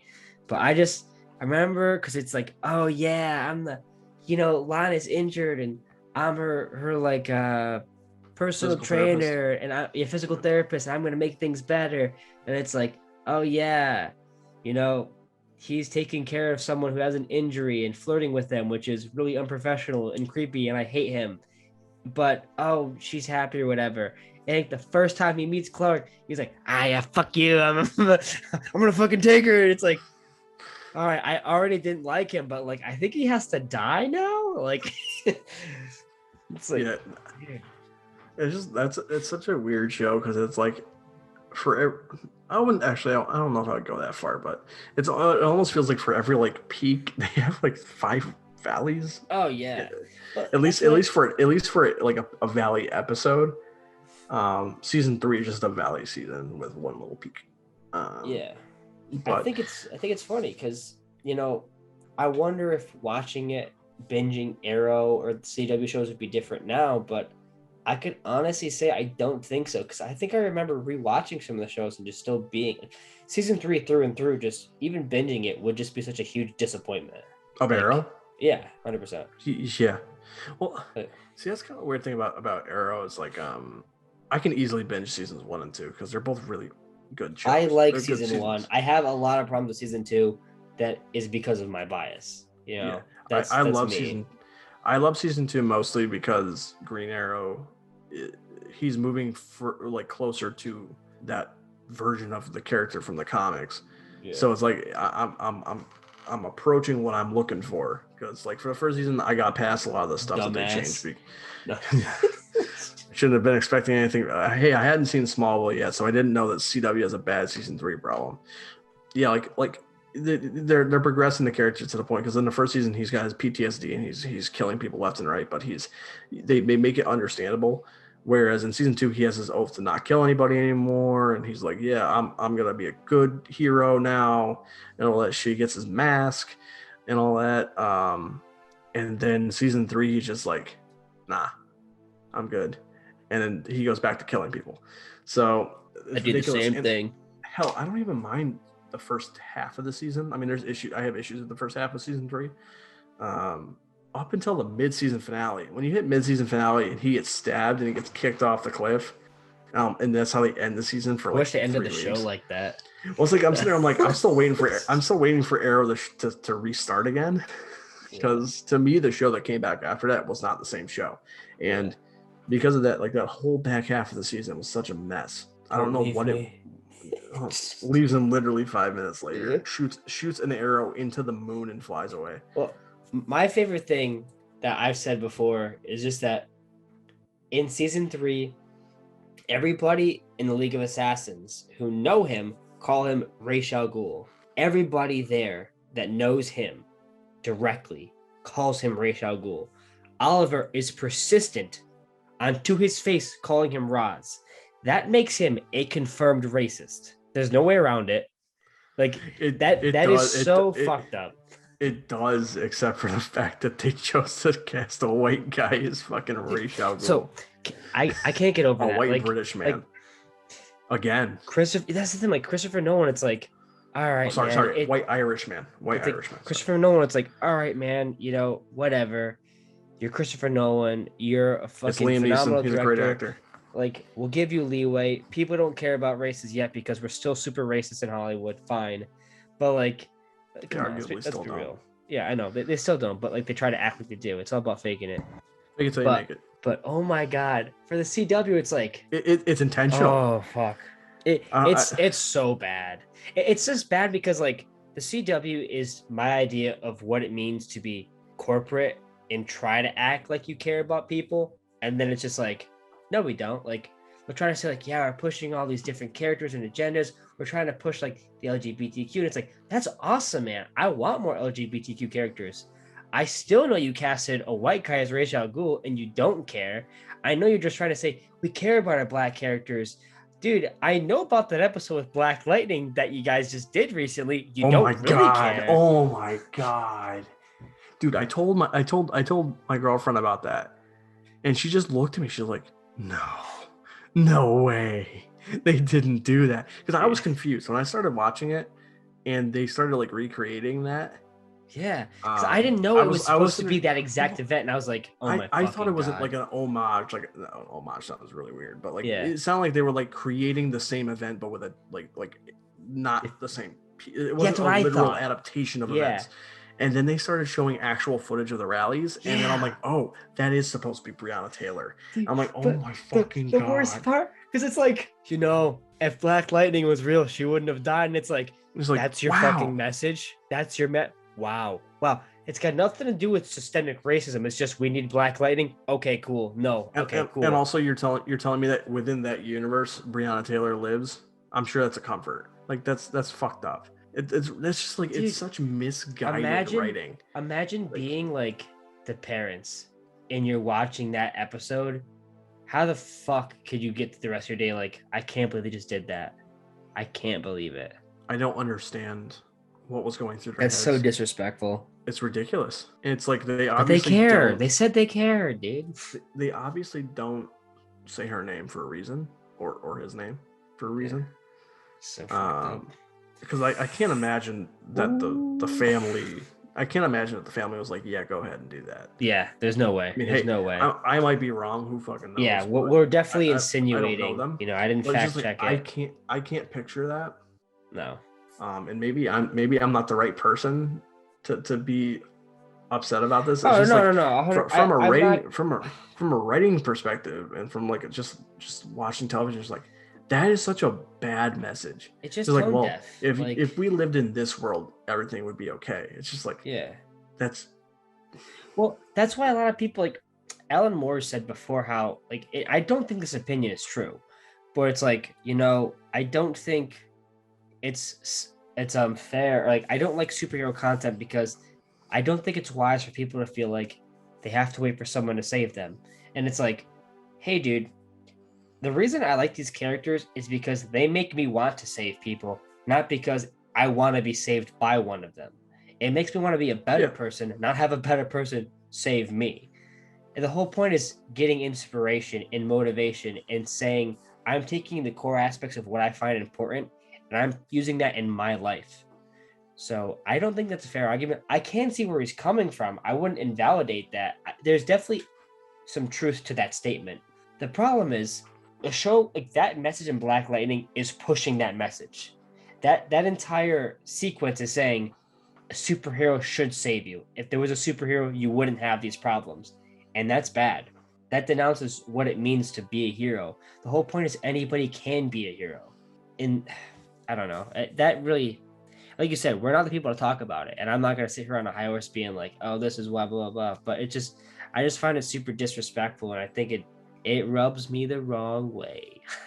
It's just a weird scene. It's just a really weird scene. And I think that it also wouldn't be just- nearly It's it also wouldn't be just nearly like, as bad if they just took it, they created a different scenario. And it wasn't so obviously supposed to be literally that. Yeah. If it was because it's not like the whole show deals with that situation. From what I understand, Yeah. the whole like deals with police brutality and all that stuff. Yeah. Towards And it African Americans. should. So Yeah. it's like that's fine, that's great, Yeah. but like connecting it to that and showcasing it, like, because I only saw the clip, I didn't see the whole episode. It's just it's just so weird and tone deaf, and it feels like you said, like it feels like it's telling people, well, if this fictional character was real, they'd be It would be alive. It's better. like, what? And that's What just kind of message is that? My- It's just my like, bi- oh well, fuck you, Black Lightning doesn't exist. It's and like, my what? my biggest thing is that they sit there on a house like this is what we're trying to get across. This is us. We're pushing for more. And it's like, dude, you're doing this to look good in front of other people. You don't really care. And I hate that it's disingenuous because I know you're the same people that made every racist Asian stereotype in every episode of Arrow where you bring up an Asian person. So don't sit here like we're pushing for the future. He's gonna go to China and just deal with all these Chinese fucking smugglers that only do drugs and also, No martial arts. no martial arts, and also talk about, if you do this with your chakras, you can fix your spine. Like, okay, thank God. I'll have my grandmother fix my back next time I do some squats and I fuck it up. No, Hey, I'm sure my grandma knows something. She's not gonna yell at me in Indonesian. She's just gonna fix my fucking spine. I gotta give Arrow season 3 credit for one thing. They have a better version of Katana than DC Universe does right now. Oh, boy. Low bar. Yeah. But yeah, they got that at least. Stereotyping is awesome. Yeah. I more so mean she at least has character. Yeah. Also, just a stereotype. And Katana True. is a stereotypical character, like for a lot of the baseline of like the origin and stuff. But you can make her fucking character, man. But also, every character is a fucking stereotype in Suicide Squad. And like, it almost feels like the movie's racist when you think about it, with how characters are portrayed. Like, Yeah. the shit they do with Killer Croc almost feels like a white person be like, dude, this is really funny. This is super funny. And everyone's like, you shouldn't do that. It's like, no, dude. It's like, yeah. It's like, really, man? So there's some of the choices that they make in that movie are so bizarre. I And just- even getting away from any of the racial stuff is just like, there's just no, everybody is literally they're condensed to their character card. Yeah. So that's my big problem is with like a lot of characters feel like not just stereotypes, but they just feel like they represent one thing. They tick a box. Yeah. Like That's it. these movies are playing out like how I picture crossovers in comic books, because when there's a crossover, you get a few moments of a character and they show what you would synonymize with the character from that writer's perspective, because they only have 2-3 panels. So what are you going to get across? You can't get across, oh, this character's in 3 panels. Oh, I'm going to do a super in-depth monologue. No, that doesn't happen. It's a small snippet. The problem is, these are 2-hour-long films. It shouldn't feel like that. Yeah. A 2-hour-long film and Katana says, I think, 2 sentences. That's pretty bad. She says more than that. It's just that none of what she says is of any substance. She doesn't do anything. Yeah, She's just there to fight with the katana. She has no character. most of them don't. Even, Killer Croc doesn't have a character. The No. only characters in the film are Deadshot, Harley Quinn, Boomerang, and El Diablo.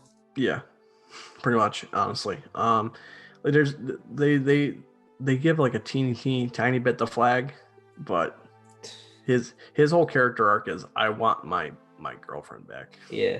That's it. Really. It's funny because he's supposed to be like the soldier, and it's like, you're a shitty soldier.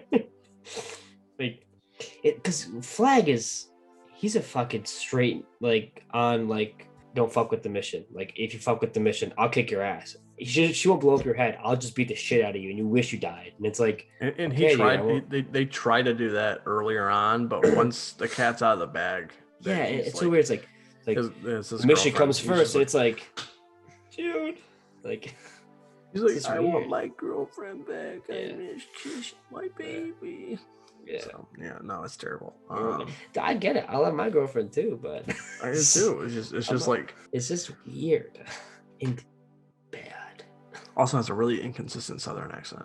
Same. It's a small thing, but him just going, he's got like a Southern accent in one scene and then doesn't have one in another one. Then it goes back and forth, back and forth, back and forth. Really, really irritating actually while watching the movie. It just takes me out of the movie. It's just like, my God, can you just nail your accent, bro? Yeah, there's an end all be all to solutions like that, man. You just don't watch the fucking movie. I hadn't seen it since 2016, and I'm just like, I know I don't like it, but I want to be able to articulate why I don't like it. Yeah. And it's funny. Like, now I can articulate why I don't like it, but that meant I had to sit through 2 hours and 15 minutes of the extended cut and say, God damn it, this is really bad. So I don't say I waver on a lot of opinions, but Suicide Squad was one where, like, I remember when I left the theater, I had fun with it because we went with a big group of people and it was fun. Yeah, and I was like, yeah, I just like some of the characters in it. And like, I remember talking to one of our buddies saying, like, I like Suicide Squad better than Guardians because I just like the characters more. And like that bar scene, I liked better than most of the scenes in Guardians. And it's like, nowadays, it's like, it's asinine to think it's a better film because it's not. And even after rewatching that scene, it's not even that good. Yeah, I'm sure. I also just saw the movie. They force a family dynamic. They're like, oh, well, you're my family now. It's like, y'all literally just had 2 shots with each other and decided you're family now. So, and like, I will say, I like Guardians of the Galaxy, the first one. I still don't love some of the characters. Like, I still find some of them to be very shallow, bland characters. But, it's still a much better movie than Suicide Squad. It still leagues better. It has a heart. Yeah. So that's the other thing with Suicide Squad is like, I really do wonder what the Ayer cut looks like, and from all intents and purposes, it seems like that's one that like tomorrow they could say, hey, we're gonna put it out. Yeah, maybe they'll do it, and then he'll get a 4-hour version. They'll be totally not what he was gonna put in theaters, but he'll just put a shit ton more on like the Zack Snyder cut. I think I don't care what anyone says, dude. This is not what's gonna be released in theaters. There's no fucking way.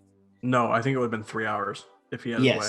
That's an entire hour more of like. From what I understand, though, they're like, I liked watching the entire 4 hours, but you could cut an hour out of this and it'd be fine. Yeah, so, and like I think that's why Justice League's really a cool thing, because it's like he really benefited more than anyone possibly could on the fact they fucked up. It's like they made a movie that is Frankenstein together. It doesn't work. You can have fun with it, but it's just not. It's barely a movie. People didn't like it. You have a rabid enough, almost just downright horrendous fan base that just attacks people constantly for their opinions on his films, regardless if you like him or not. Like, just don't be a dick. Just in any films or anything you like, just don't be an asshole about it. But they're a lot, and it's Snyder cut, where they're like, fuck it, we'll let him do his film. And because of all this bullshitting that happened to it, they're like, just do everything you want. I don't care. Just do everything. He's like, everything. Because of how bad they handled the film in the first place, he got exactly what he wanted. And I don't think even if he was going to make a film in the events that happened that caused him to drop out, which are horrendous, if that didn't happen, or if WB didn't screw him over and Whedon didn't come on board, there still would have been some corporate, like, hey, don't forget, put this into, or try to have this as well. Yeah. There's nothing in there as far as I've heard so far. I think they said that when he initially turned in his edit back in 2017 or whatever, It was about 4 hours. So who knows how much of it was his, how much he changed. But like when you turn on first edit in a movie, that ain't usually the one that goes. I mean, like No. some directors, they get final cut, they can do whatever they want. But that movie wasn't gonna be 4 hours. It was gonna be 100%. 3. That's why I'm saying it's awesome that he is getting this, but nobody else would be that lucky in most of the situations. Yeah, it was kind of cool too because I was watching Chris Stuckman's review of the film today, and he brought up a really good point that the Snyder Cut coming out and possibly being successful, it looks like it's very successful. I heard HBO Max's subscriber limit went up more for this film, way more than Wonder Woman. Yeah, it went through the roof, and it also crashed the site or the app. The cool thing about this is that apparently, like the guy, what Stuckman had said was like this being successful opens the world up to streaming services like greenlighting long form projects that maybe they wouldn't have before. You know, like a director might have a really cool idea for like a 4-hour movie before. Maybe Netflix wouldn't have greenlit it, maybe Hulu wouldn't have greenlit it, but now that Zack Snyder's Justice League has come out, there's a possibility that you might see creators be unshackled and allowed to do what they want to do. I think that's cool. I mean, like we saw that with stuff like so we need yeah, I mean it's kind of cool with stuff like the Hateful Eight. They released the extended version of that, and that was like 4 hours or something, and that just got released on Netflix because they just broke it up into 4 episodes. Can't do that in a movie theater. Yeah, I mean, it would be really weird. They were going to release that movie 4 hours in theaters, so that's cool that people can do that. But the only reason why that got done in the first place is because it was Quentin Tarantino. 100%. Yeah, he can do whatever the fuck he wants. He's probably going to do that with other movies too. I'm sure he has plenty that was probably. I'm sure he had something on the cutting room floor. Maybe he'll do an extended version of Once Upon a Time in Hollywood. Who knows? Lucky. That'd be pretty sick. I'd be down. I'd watch another 6 hours for those characters. That's the thing. Any more screen time with Leonardo DiCaprio and Brad Pitt is it's gold. You're winning. You're just winning at that point. But yeah, I think that's a really cool idea that possibly this is something that could like boost creativity for projects that happen. Because like that's kind of the cool thing about streaming. As much as I don't really like streaming sometimes, it does really allow you to do some out of the box kind of things if you want to. You know, we had that what's it called? Black Mirror did their choose your own adventure thing, and like from what I understand, it didn't really work out the way that they wanted it to, but they tried. Yeah, it was something that was what's different. More important to film than innovation or trying something new, you know? Exactly. You can't always get it right the first time, but at least you tried. Yeah, it's something different, and like not everything that's new is going to work, but it's better than doing the same thing over and over and over again. So that's kind of the whole thing, man. As we've been talking about, it's you get so sick of getting the same shit over and over and over again. You want something new, and that's all I've been asking for out of comic book films, and that's hopefully what we're getting now. Zack Snyder's Justice League might be the step forward that we really do need, and like you and I have been very skeptical about the film being released and had our questions a lot. If you asked me half a year ago if we'd be having this conversation, I no way I would have thought that we would have been. 100%. I was very much like, I don't care. I don't expect much of it. I don't want it, but here it is. And maybe it's making the changes that we all need. I mean, I almost wish it doesn't because I don't think the fan base deserves a good movie, but you know, I'm glad he got to give out what he wanted to, and he's getting the reception that I feel like he deserves for the love and passion he put into it. That's really cool because regardless if you like him or not, he's a passionate filmmaker, and that's what you should see more of in Hollywood. I agree. So it's something, you know, I can criticize Zack Snyder all day. I mean, like he's made some movies I really love, like Man of Steel. Yeah. Movies I really respect, like Watchmen, even if it's not like my favorite comic book movie, and I don't think it's like the greatest adaptation of the comic. As a movie, it's entertaining, and it's got some just amazing visuals, but you know he's got a lot of issues as a director, but he's an undeniably creative man. Yeah. He's got a lot of ideas. He just needs to focus them sometimes. But I'm just glad all 4 hours of this movie got released, just because, especially after seeing the theatrical version of Justice League, it's a movie that merely exists. Yeah. and it's a movie that you can feel was tore in a bunch of different directions at once. And for better or for worse, Zack Snyder's Justice League is going to definitely be a Zack Snyder movie. It's definitely going to be his movie. And that's what matters. Yes. And filmmaking is a collaborative art. And you can't always just give complete creative control to the creatives, because some creatives will just run wild. Yeah. And create. Limitations are sometimes good. Things. Yes. And no matter what, like, I'm not going to sit here and say that, oh, no executive should ever give a creative notes, because that's dumb. Because they're also out there to make money.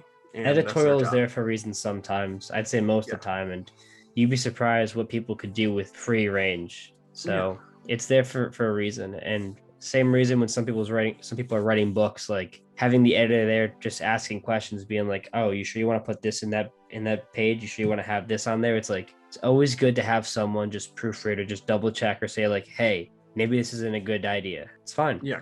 The collaborative art form of film, a great example of why you need collaboration in movies is the prequels. Yeah.